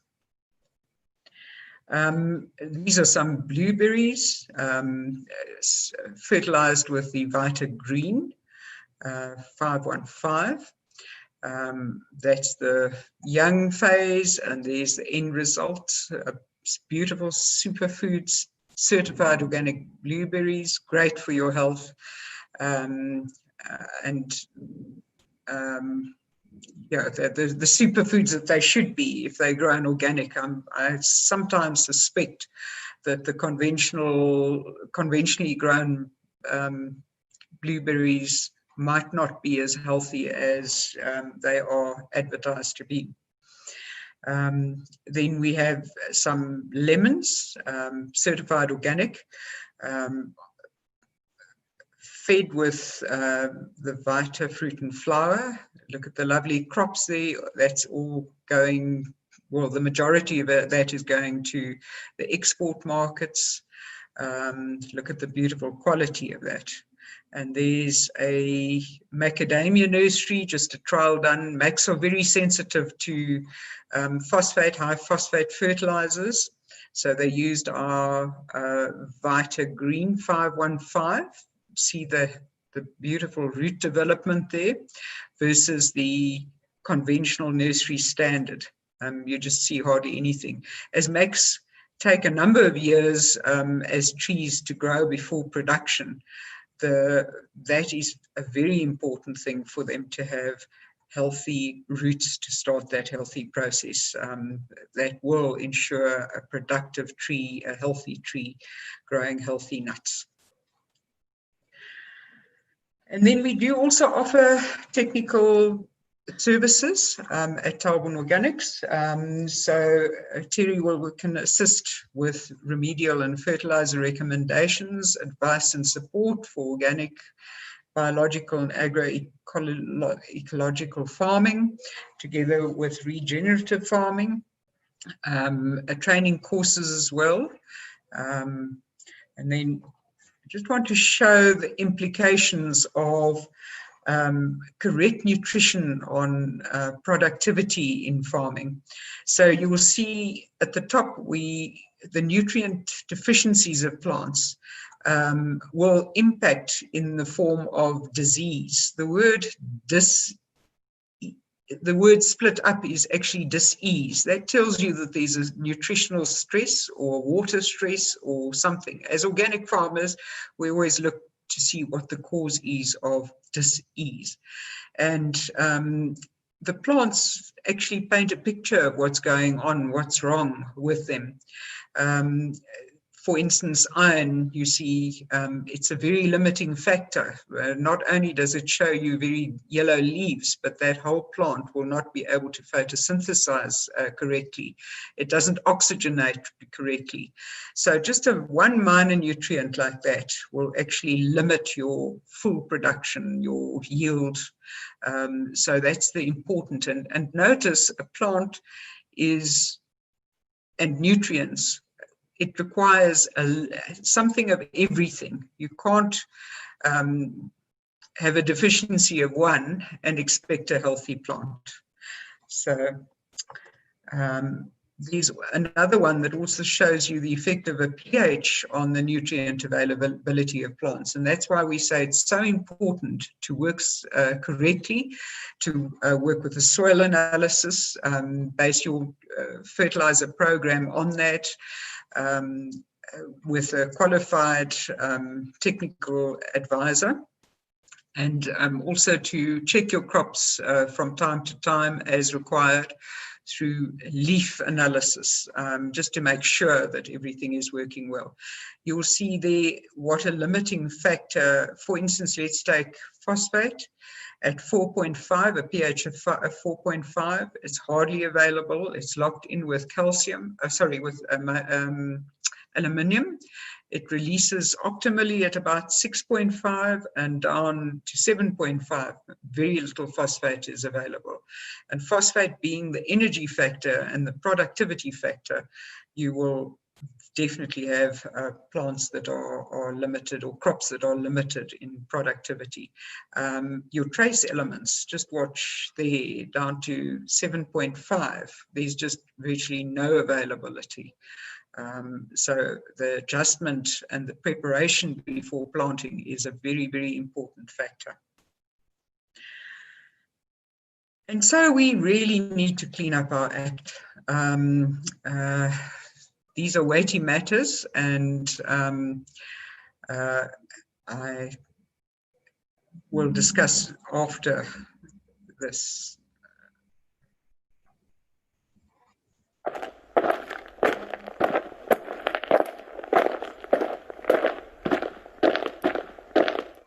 Dear future generations, I think I speak for the rest of us when I say, sorry. Sorry we left you with our mess of a planet. Sorry that we were too caught up in our own doings to do something. Sorry we listened to people who made excuses to do nothing. I hope you forgive us. We just didn't realize how special the earth was. Like a marriage gone wrong. We didn't know what we had until it was gone. For example, I'm guessing you probably know it as the Amazon desert, right? Well, believe it or not, it was once called the Amazon rainforest, and there were billions of trees there, all of them gorgeous. And oh, you don't know much about trees, do you? Well, let me tell you, trees are amazing. I mean, we literally breathe the air they are creating. They clean up our pollution, our carbon. They store and purify water, give us medicine that cures our diseases, food that feeds us, which is why I'm so sorry to tell you that we burn them down. cut them down with brutal machines, horrific, at a rate of 40 football fields every minute. That's 50% of all the trees in the world gone in the last 100 years. Why? For this. And that wouldn't make me so sad if it weren't so many pictures of leaves on it. You know, when I was a child, I read how the Native Americans had such consideration for the planet that they felt responsible for how they left the land for the next 7 generations. Which brings me great sorrow, because most of us today don't even care about tomorrow. So I'm sorry. I'm sorry that we put profit above people, greed above need, the rule of gold above the golden rule. I'm sorry we use nature as a credit card with no spending limit, overdrafting animals to extinction, stealing your chance to ever see their uniqueness or become friends with them. Sorry we poison the ocean so much that you can't even swim in them. But most of all, I'm sorry about our mindset. Because we had the nerve to call this destruction progress. Hey, Fox News, if you don't think climate change is a threat, I dare you to interview the thousands of homeless people in Bangladesh. See, while you were in your penthouse nestled, their homes were literally washed away beneath their feet due to rising sea levels. And Sarah Palin, you said that you love the smell of fossil fuels. Well, I urge you to talk to the kids of Beijing who are forced to wear pollution masks just to go to school. See, you can ignore this, but the thing about truth is, it can be denied, not avoided. So I'm sorry, future generations. I'm sorry that our footprint became a sinkhole and not a garden. I'm sorry that we paid so much attention to ISIS and very little to how fast the ice is melting in the Arctic. I'm sorry we doomed you, and I'm sorry we couldn't find another planet in time to move to. You know what? Cut the beat. I'm not sorry. This future, I do not accept it, because an error does not become a mistake until you refuse to correct it. We can redirect this. How? Let me suggest that if a farmer sees a tree that is unhealthy, they don't look at the branches to diagnose it, they look at the root. So like that farmer, we must look at the root and not to the branches of government, not to the politicians run by corporations. We are the root, we are the foundation. This generation, it is up to us to take care of this planet. It is our only home. We must globally warm our hearts and change the climate of our souls and realize that we are not apart from nature, we are a part of nature. And to betray nature is to betray us. To save nature is to save us. Because whatever you're fighting for, racism or poverty, feminism, gay rights, or any type of equality, it won't matter in the least.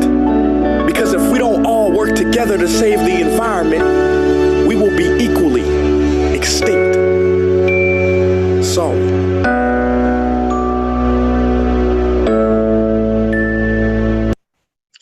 Sure. That is definitely something that chisel into our minds and should be chiseled into our thoughts, and we should be thinking about this every single day, how we can make a difference and how we can improve things, and so that we're not all sorry. So something important for us to remember is the history of civilization shows that those who took care of the soil survived, while those who mistreated the soil didn't. So step up and grow green. Okay.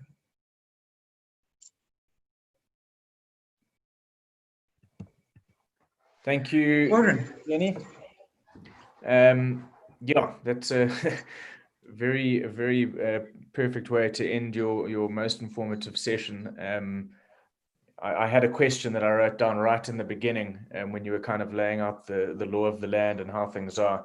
And my question was, where is government on the regulatory side? But I'm not going to ask that question because given that last video, it actually doesn't matter where they are. We need to do it. So very well done. Thank you. Very informative. And I know what you had to say was very interesting to a lot of most of the audience, in fact. So we appreciate it. We don't have time, unfortunately, for any of the other questions, but as I've said previously, we are going to be, I'll distribute any questions that have come up to all of the panelists who can then answer them, and we'll be distributing that via mail. So thank you very much for your time. Please, everyone who's watching and listening, go and visit the Talborn Organic stand. Wealth of information to share there. Thanks again, Jenny. Thank you. Mr. Jackson,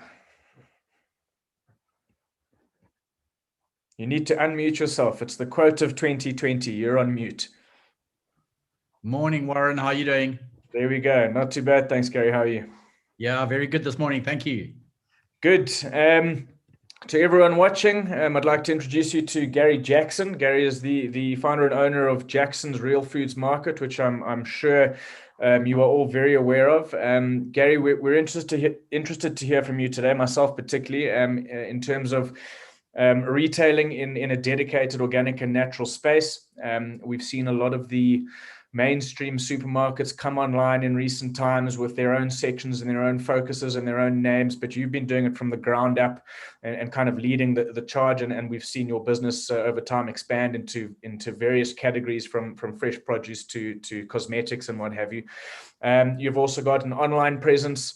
So yes, we're looking forward to hearing the whole value chain. I know everyone watching here would love to be on your shelves. And I'm sure they're going to be knocking on your door. Unfortunately, we do know that shelf space is limited. But if you could give us some insights, I'm sure we'll be all ears. So welcome, and over to you. Thanks very much, Warren, and to everyone out there listening. Just wanted to kick off by saying a great thank you to Warren and the team and John. I think that we're well overdue for organic and natural exhibitions, action, and networking. It's something that's happens around the world. I've personally been to a couple of organic and natural expos around the world, and it really does help to stimulate like-minded people and connects buyers and sellers together. So I really think that's critical in South Africa, and it's such a pity that we weren't able to have our real face-to-face live expo this year, but I really am looking forward to the one next year. And I want to urge everybody out there that's possibly on the fence. This is a movement to get behind. This isn't committed to a single brand or a single sponsor. This is for everyone in the sector to show your face and get out there into the market. So I wanted to just say that thank you to you guys. I know it's been a big jump of or leap of faith, but it's critical. And I wish you guys all the best, and we from our side will support as much as we can. You've asked me today to talk about brick and mortar retailing in the organic sector. That's a very, very wide topic, and I could go on and on. And rather than do that, I'm going to just touch on the highlights as that we've noticed. And I've given this presentation a couple of times in the last few years.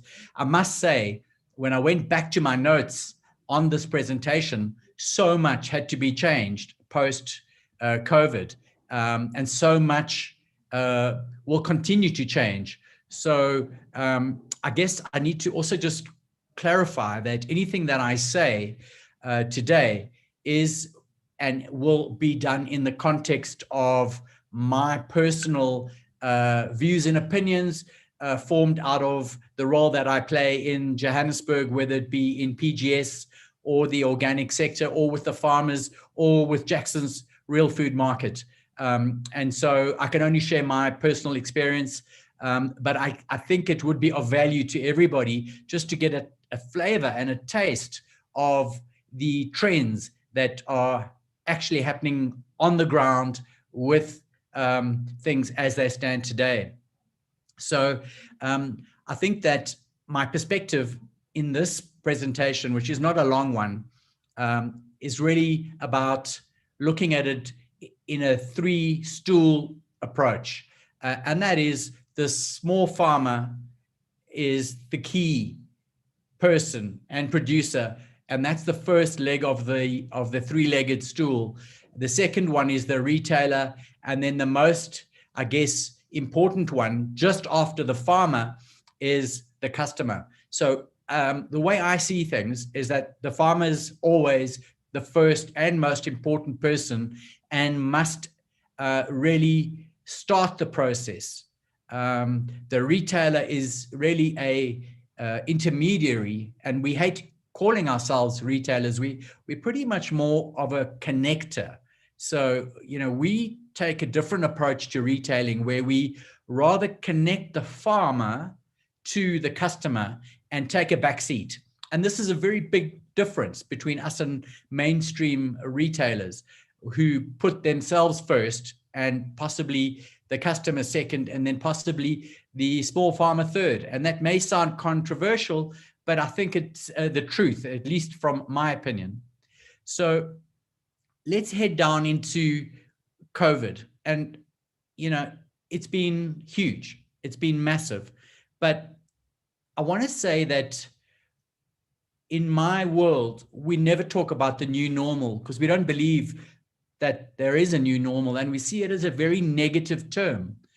I like to talk about the new better, because COVID has shaken us to the core, and we've had to really sit and think hard about what should we be doing, and have we been doing things correctly, and what role does the retailer play in society? And I think that is a very key point for us. And so the new better is how we like to describe our way forward.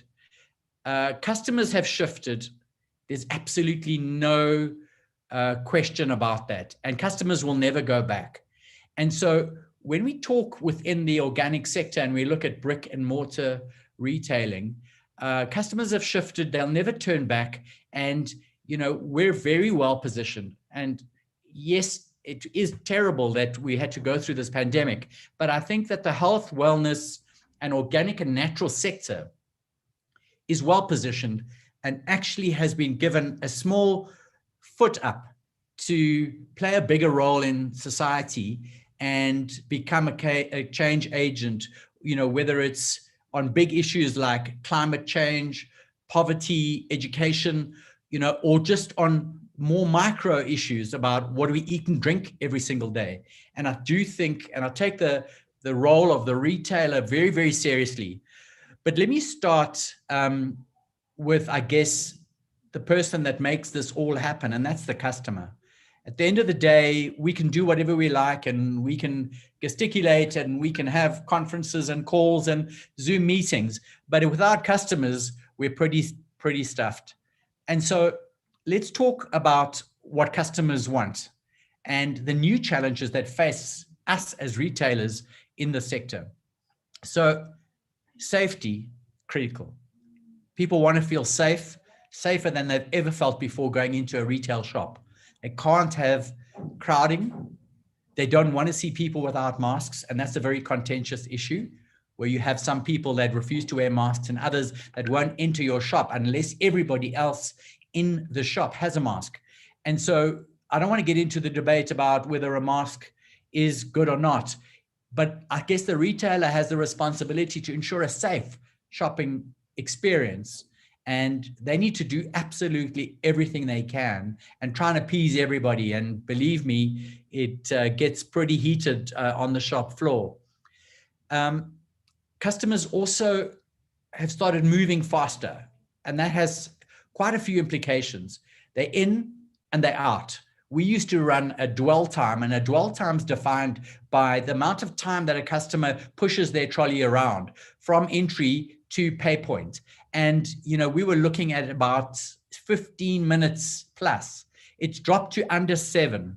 So lower dwell times mean it's even a bigger challenge for brands that we represent to get into the basket of those shoppers. So there's pressure. Shoppers are also being very clever about how they shop. And in order to have a quick shop, they're relying more and more on lists. And so the shopping list, which was starting to fade before COVID, has come back. And the way we know this is that we find them in the bottom of the trolleys once the customers leave. And people aren't discretionary buying as much as they used to. They don't browse as much. So we need to be attuned to that factor. The other thing that customers are expecting is to shop at 1 or 2 stores. Gone are the days pre-COVID where people would go and stop at 5 shops to fill up what their requirements were. People don't like getting out into shopping centers. They don't like shopping because of the safety reasons. So right now, people want to get as much as they can from one shop. And that's a challenge for a retailer because, you know, how do you carry all the stuff? How do you create enough shelf space for everything? And again, we're in a niche market. There's no question. You know, we have to also hold on to our niche and not become everything to everyone. So what's been interesting is the use of online platforms has been fantastic. While, yes, certainly our online presence has grown dramatically, we are finding a nice trend, or an easy trend, which people use our online shop to browse rather than to browse in store. So they'll get onto our website and they'll shop virtually, but they physically sometimes don't even use the online service. They just sit and make their shopping list based on what they see online. We see this as a great opportunity to educate, because we've structured our online shop in such a way that it also assists in the education process. We're in the process of connecting videos, connecting info, data sheets, nutritional information to product on our online store. And that's going to be an exciting trend that we're going to watch closely. So that is an interesting aspect. While I'm not talking about online shopping today, I'm talking about brick and mortar, but the online presence can assist the brick and mortar experience for a customer. Customers are also very price sensitive. So the online shop works really nicely because they can actually compare pricings between retailers. They can make sure they're getting a good, fair deal. So a lot more research is being taken into buying decisions. Cash flow is really low for customers who've lost income. And so they need to make sure that they are buying value and they are making the right choices. And again, you know, this whole concept that Jackson stands for, and that is, we want you to read your labels. We insist that you read your labels, so much so that our trolleys have magnifying glasses on them. In case you can't read the small print, we want you to read the small print. We want you to research. And now with the development of our online service, we'll be able to start putting ingredient lists up on the online shop, so you can double check that you are buying clean food, you know, as much and as far as possible. So let's talk briefly about nutrient density. We're again stand for nutrient density. We don't want people to buy nutrient deficient food, and everything we do, right from the farm right to the table, is about nutrient density. And so the focus there is huge. Pesticide free, clearly organically grown, pesticide free, massive. And it's going to be it's a growing sector. And I think you all know that, and we've spoken about it, but truly, truly post-COVID, it is a growing sector. The humane treatment of animals, very, very important theme. I think that people want to support brands that do this and that can stand by the claims that they make. The other thing that customers have learned, and we've seen this now post-COVID more than ever before, was soil management. You know, and I think this is so exciting for the sector that customers have been doing reading and they've been spending too much time on their devices. We know that, but it actually sometimes has been a good thing, because customers are starting to become aware that it all starts with the farmer. So the nutrient density of what ends up on your plate is a factor of what the farmer does to the soil. And if there's poor soil management on the farm, the chances that your food is nutrient dense is low. And so understanding what farmers do with their soil is critical. I'll talk a little bit later about that as well. Regenerative agriculture, that's a word that's bandied about. Some people understand it, some people don't. Some people think it's just a trend. But guys, it's worth researching as much as you can. It is the way. It is the way forward. It's the way to avoid climate change. It's the way to preserve our planet for the next 7 generations at least. And we need to all understand this term, and definitely that should be one of the most Googled terms. And yes, it is happening in South Africa in many, many farms. It's about our job as a retailer to connect those customers that want and understand this to the correct farms. The other thing that's reared its head is the packaging.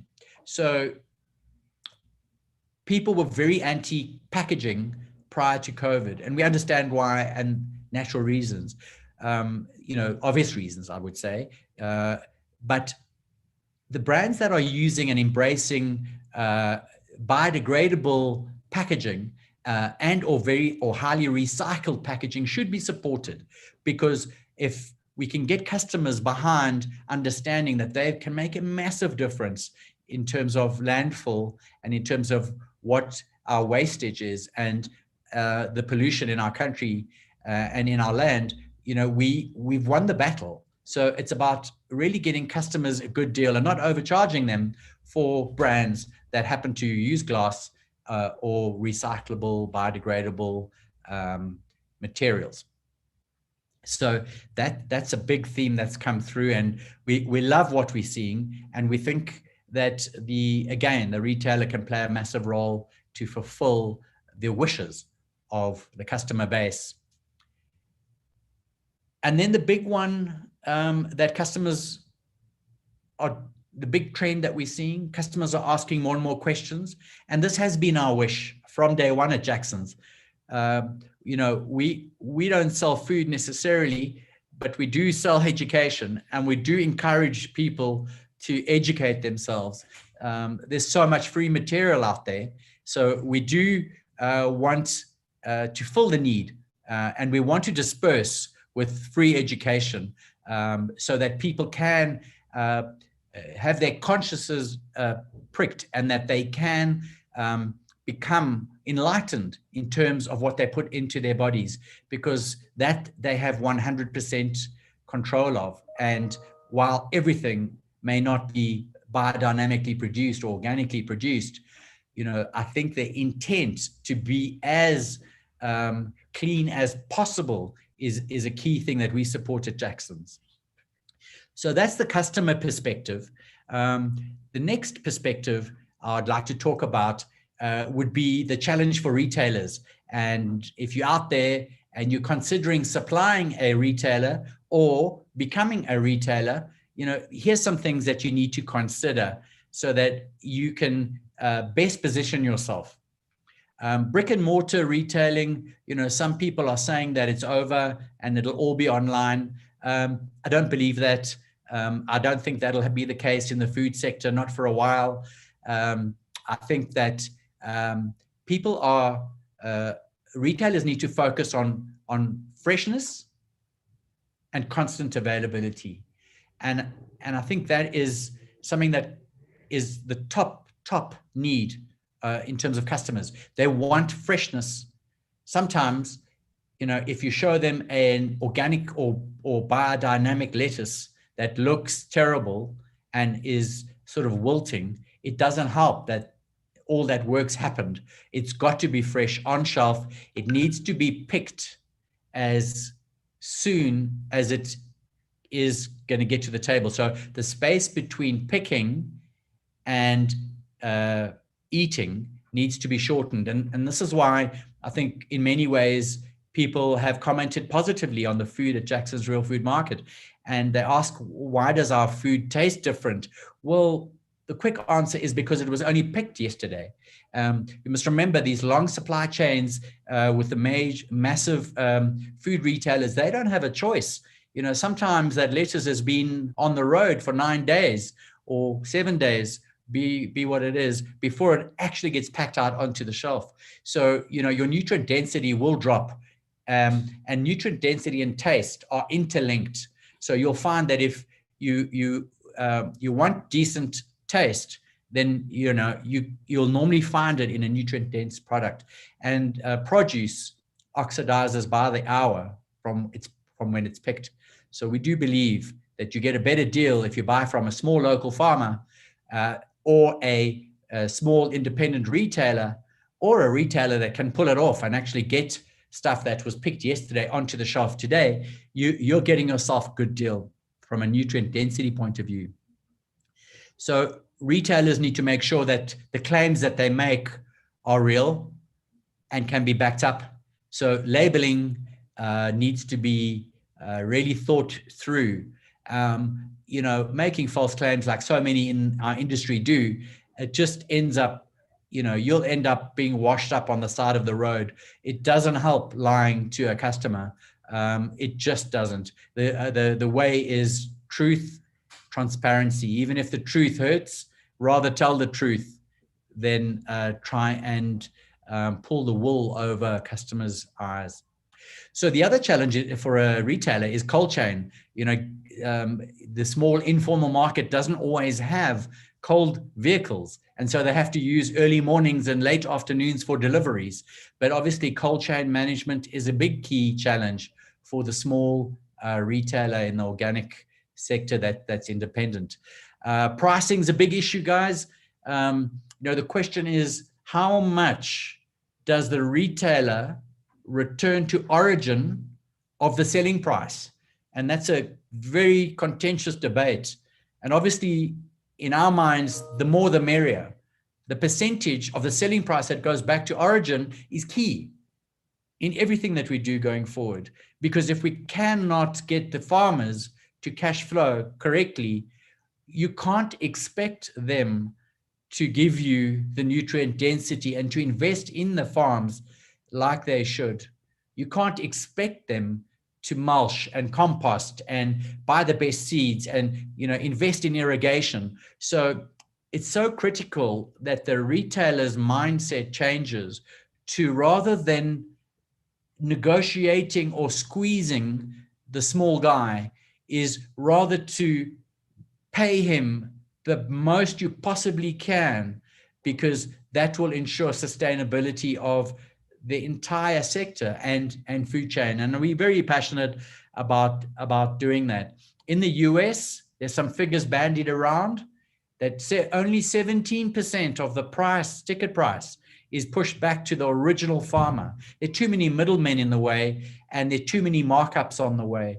So, with our model of going direct to farm, we give the farmer the best deal, and we give the customer the best deal. And we feel that is the future of retailing in the world.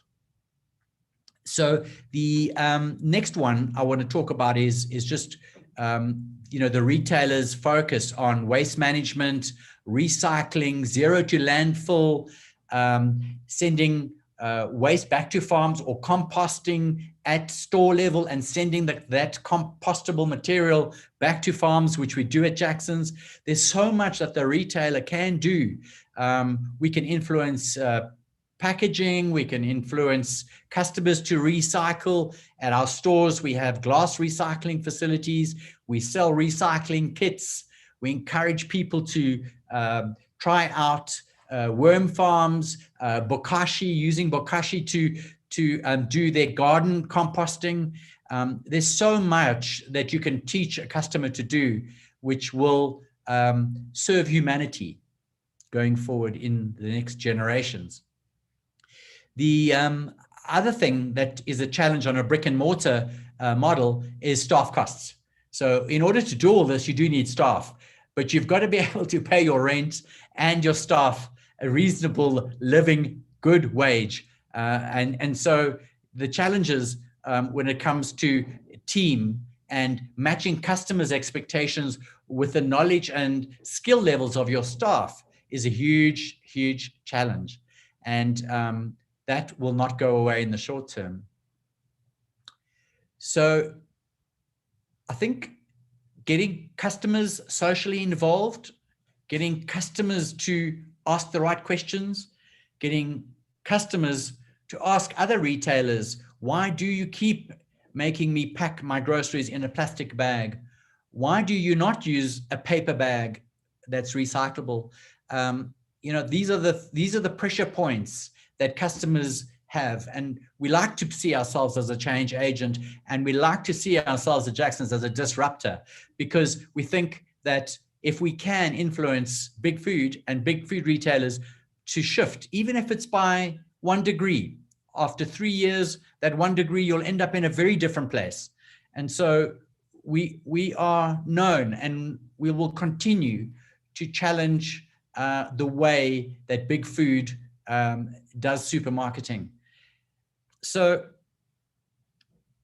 I think the responsibility is huge of a retailer. I mean, essentially, if you think about it, and this is how seriously we take it, what a massive responsibility we have to source clean food for humanity, because everybody should have the right to good, clean food.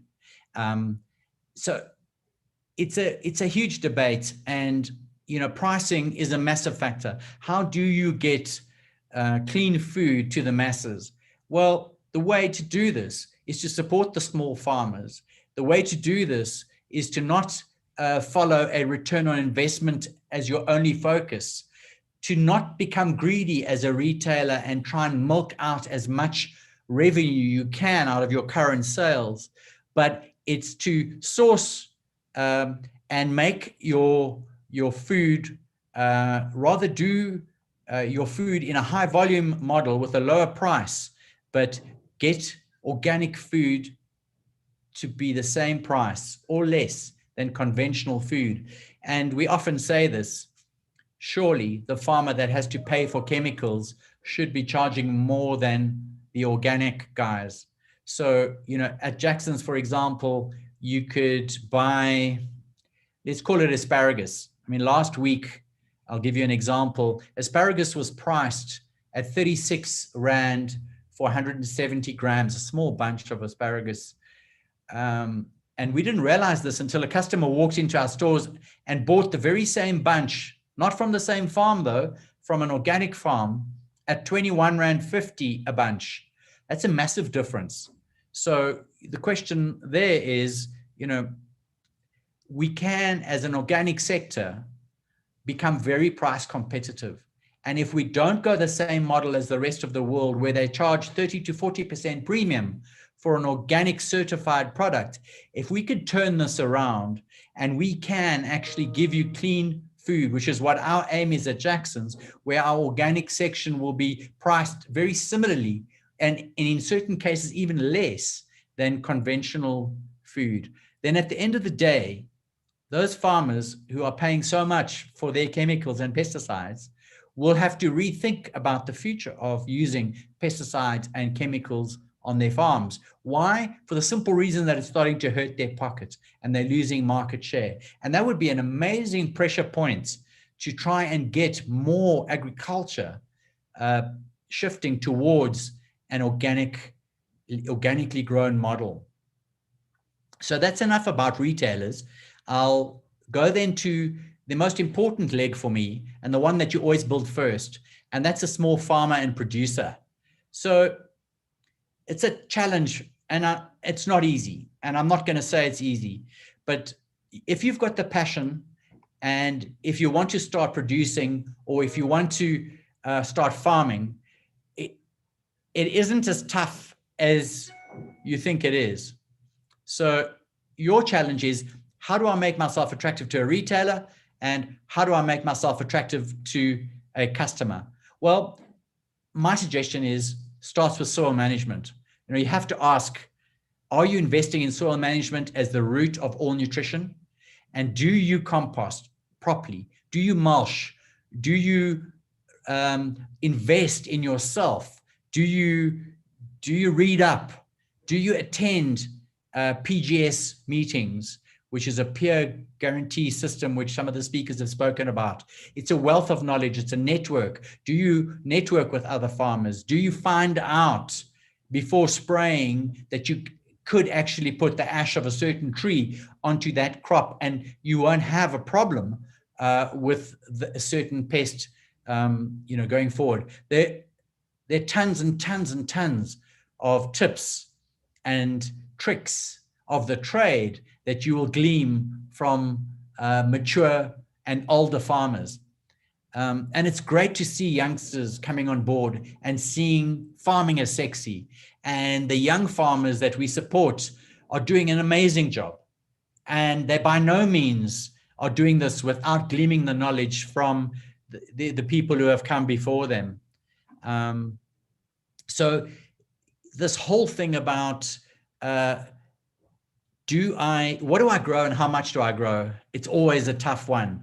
But as I often say, start small, grow small, go to a farmer's market, start a little informal shop on your street corner, sell door to door, start in a small way and grow it up. Jackson started in a shop the size of a double garage, and we never ever got over ourselves.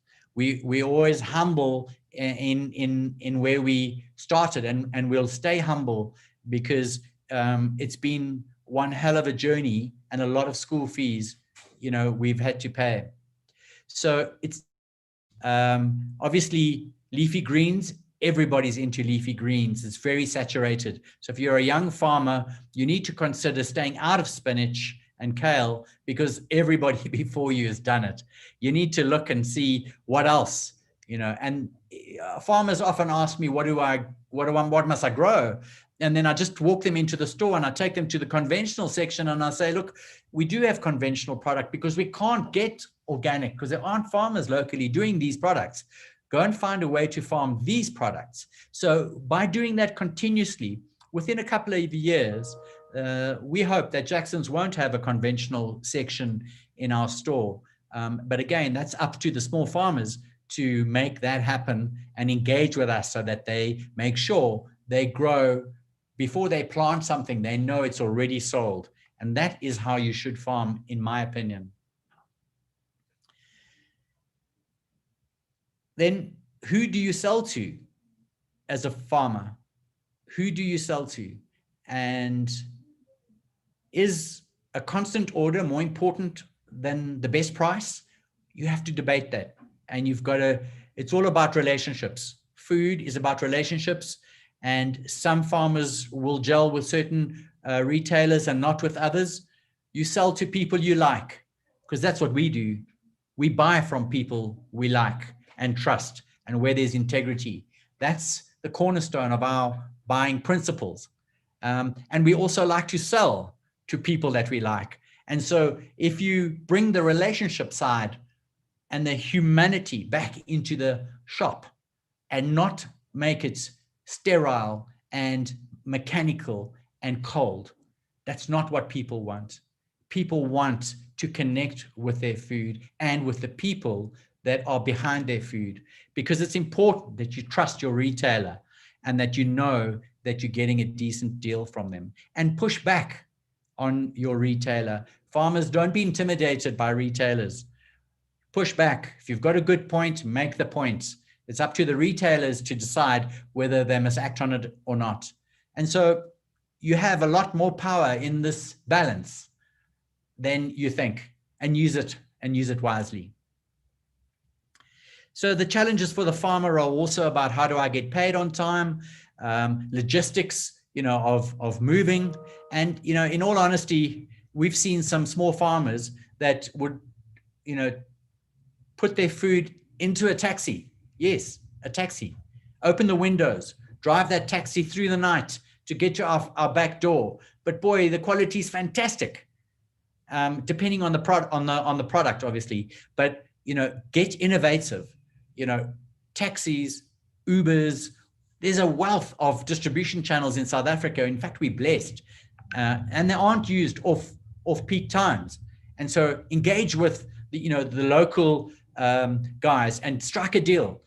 They would love to use, rather than sleeping on the side of the road in their taxi, they'd much rather use their vehicle, Uber vehicle with an aircon, and move your product in a cost-effective way. Use technology do the research. And again, I can't emphasize, get involved in the organic sector through SAOSA, through iFoam, through PGS, or just walk into a retailer that is selling organic produce and ask him to sit down with you and talk. So the next thing I want to just talk on is your packaging. Yes, we can't, we'd love to sell celery loose, but unfortunately the customers are demanding that it's fresh when it gets home and that it hasn't wilted. And so in many cases, the farmer and the retailer have no choice but to protect that product's integrity and freshness by using products. And I think that is by using packaging, sorry, and that's sometimes unavoidable. And so the other challenge that customers are expecting is traceability, origin, and they need some form of a label. So, as a farmer and a producer, you've got to state what you stand for and what protocol are you farming or producing with and what exactly is in your product. Customers will never stop asking that question. So it's not only about taste and price, it's now becoming so much more about, so how was it grown and where was it grown? And did you look after the people that worked for you? And a myriad of moral questions that need to be asked by the consumers.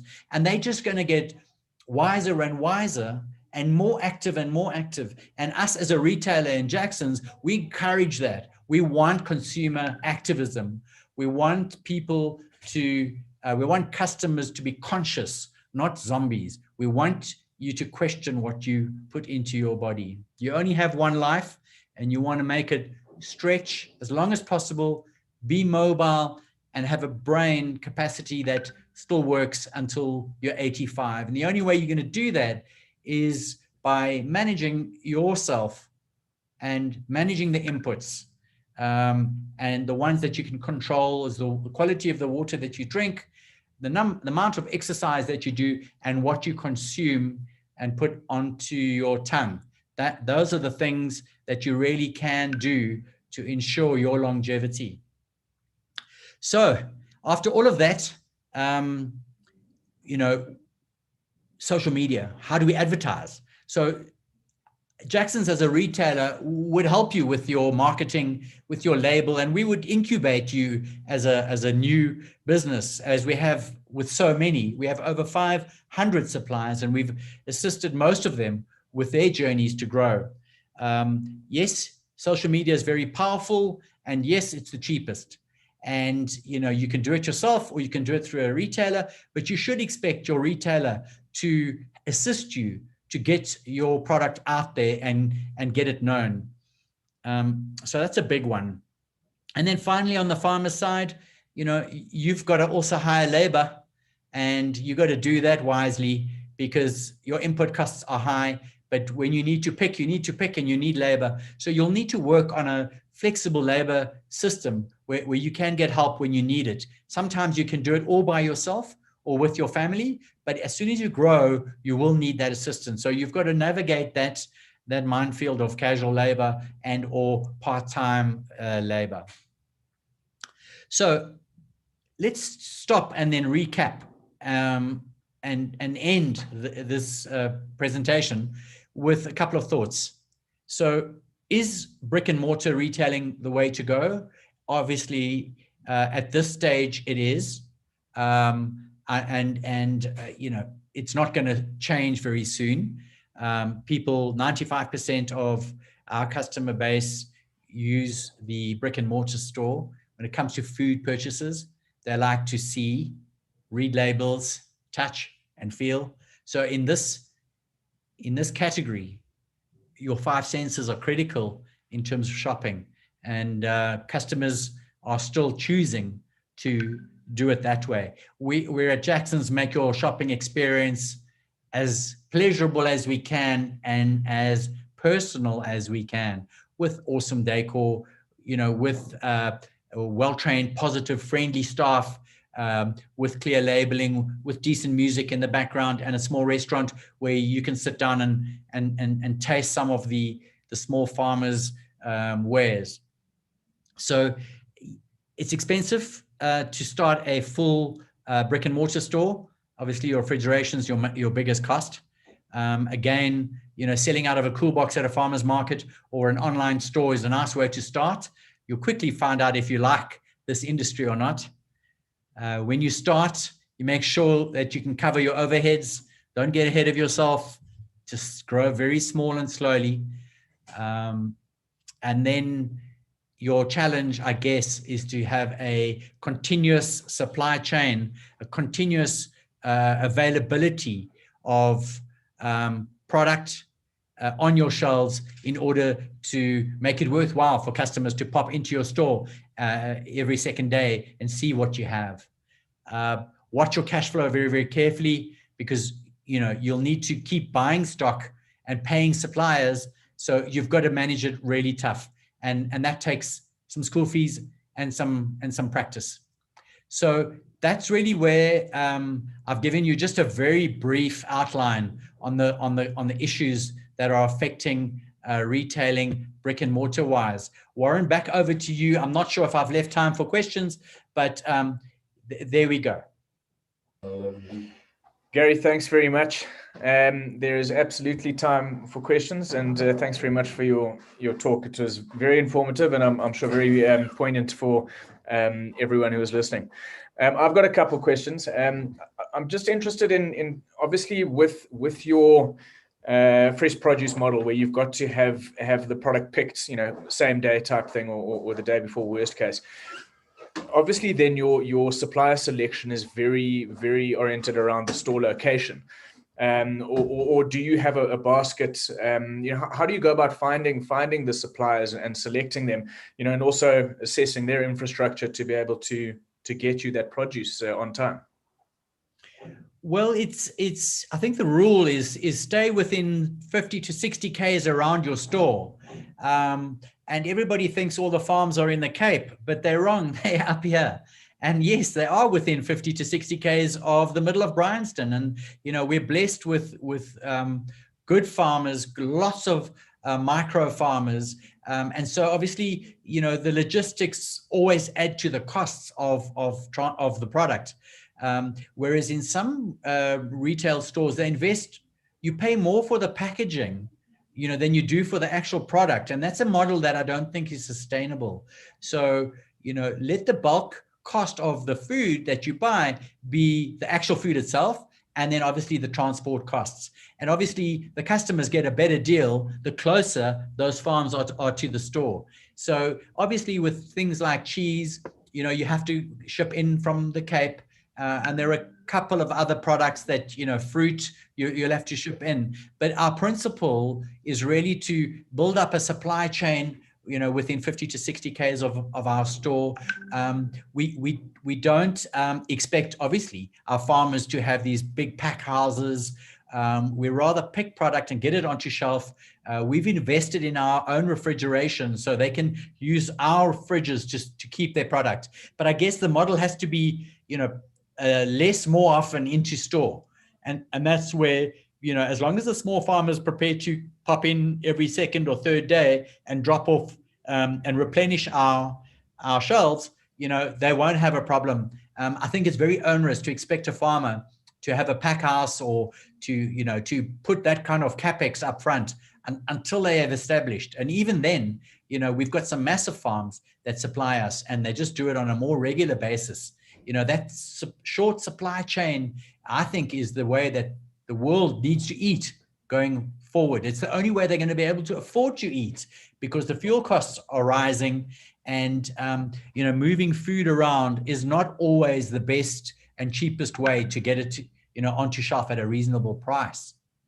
And tell me, do you, in terms of farm assessment, is that something that you conduct yourself, or would you leverage on groups like the PGS and your affiliations there to get quality control in a way? Yeah, I think, in South Africa, organic certification, became so expensive, and really it became, it wasn't as trustworthy as it should have been in the past. We'd like to reinvent that. I hear there's a speaker later on that's going to be talking about, how to get your product third-party certified. But it's a mix, Warren, to answer your question. We support PGS. I mean, literally, and I think it's 200 Rand a year to be on, be on certified as a PGS farmer. It's a peer review system. 5 farmers come to your farm, including yourself, and it's not a strict, jackboot around the farm auditing your farm. It's a help session, it's a building session, it's a community, it's a networking, and it's an assistance thing. So, the PGS system is hell of a powerful. The problem with PGS, it just has not been funded, and retailers are reluctant to throw money at PGS. I mean, we do, but and we would love to do more. But, again, as long as we can get those farm visits going, it's a very fair, simple farm evaluation. So we use that principle across all our farms, and we do visit our farms as often as we can, and we rely on certification, soil tests, photographs, but at the end of the day, you can crook the system. So the picking of a supplier is really an eyeball to eyeball thing. You've got to have a good gut feel that the integrity is solid and in place. And if someone does cross us and lies to us about the claims they're making on their product, they simply have a lot to lose. It's not easy getting shelf space in South Africa in any retail store. It's virtually impossible to get into the big guys. They put so many hoops in front of you. Whereas at Jackson's, we eliminate those hoops and make it a bit easier. In fact, we don't support any big food company. It's all, our shelves are filled with small and medium family businesses.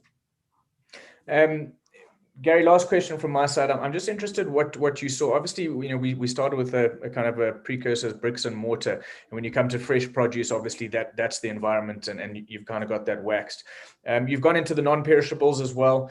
What have you seen in terms of online buying of the non-perishables going into the cosmetic side as well through COVID, obviously, and I imagine there was an increase. And then has that been sustained, or have people trickled back in store? What have you seen? Well, we were fortunate enough in that we could continue trading on store. We did see a spike. It sort of in lockdown 5, our online sales were only 10 times bigger than what they were before. It's now settled down at 5. So we're still at 5 times more than we were when we started out. People are finding it easier. We've redesigned our online shop to make it really friendly. And also cheap. We've stopped using the third-party guys that charge a service fee and a delivery fee and a whole lot of other fees. So, you pay the same price as if you had walked into a store. You just save the petrol money, and our delivery fee is like 35 Rand, which is the same as Checkers. So it's a bit of a no-brainer. We aren't scattered all over the place in Joburg. We only have 2 branches. And so customers have been using our online store and will continue to do so. But what we find is that they still like to come in and connect with us at store level. So they'll pop in once or twice a month and then just do top-ups, through the online platform. But I think, it's a combination of both. Like I said earlier, you use the online service to increase your knowledge about what's available. We have large stores, and sometimes it's tough to find stuff. So, you now can walk into a store with a list and you say, I'm looking for, the irradiated honey that is from Buchenhout Blossom, and it's the one from the Honey Bear, for example. And, we can then direct you directly there to that shelf point. So it's really becoming a mix of most. Obviously, brick and mortar growth for us is a challenge. The rentals are crazy still. Unfortunately, the landlords, I don't think, have come out of this COVID in the right space. They need to really relook at their business models, and in terms of getting small businesses into centers, they just are making it impossible. So rentals are an issue. So Warren, we've got to rely a lot on online going forward in order to get good, clean food out. And in fact, during COVID, we launched a national delivery service for non-perishables. And it was taken up well. We had Durban, we had Cape Town, we had people in small towns that don't and won't have access and couldn't even drive into Jackson's, but they could get their delivery. So it's a crazy business that I'm involved in, because it changes daily and the dynamics are shifting all the time. You're balancing governments, rules, with what's available, with the constraints of the farmer and the customer. So, we thought we had learned everything prior to COVID, and we realized that there was so much we didn't know, and there was no manual written for how to run business. But I think if everybody out there stays true to what the customer is asking for, and you keep asking customers, what do you really want from me? And if you keep filling that need, you're certainly on the right path. Yeah, no, indeed, and absolutely agreed. As long as also you have that lovely patio at your River Club store and that cold beer, you won't lose me in store. Thanks very much for your time, Gary. We really do appreciate it. We're a little bit early for the break, but we're gonna move on now to the networking and break session. Also, just have an announcement for the audience who are exhibiting and who are suppliers, that some of you would have seen already from Westgrow. There's some buyers that they've interacted with from Netherlands and Germany, who are interested in certain products. They're looking specifically for cashew, macadamia, pecan, walnuts, and almond suppliers, as well as conventional organic and conventional golden raisins. So if anyone in the audience is a supplier of such goods, please visit the Westgrow stand now in the break, so that you can share your details with them, and they will help connect you to those buyers who are looking for your goods. As I said, we're a little bit early for the break, but we'll get into it anyway. Now's the time to interact on those stands, catch up on your emails, network with peers on the system. We will be back at 2:00 to hear from Henny Lowe of Control Union, a much anticipated talk. Thanks again, and we will see you then.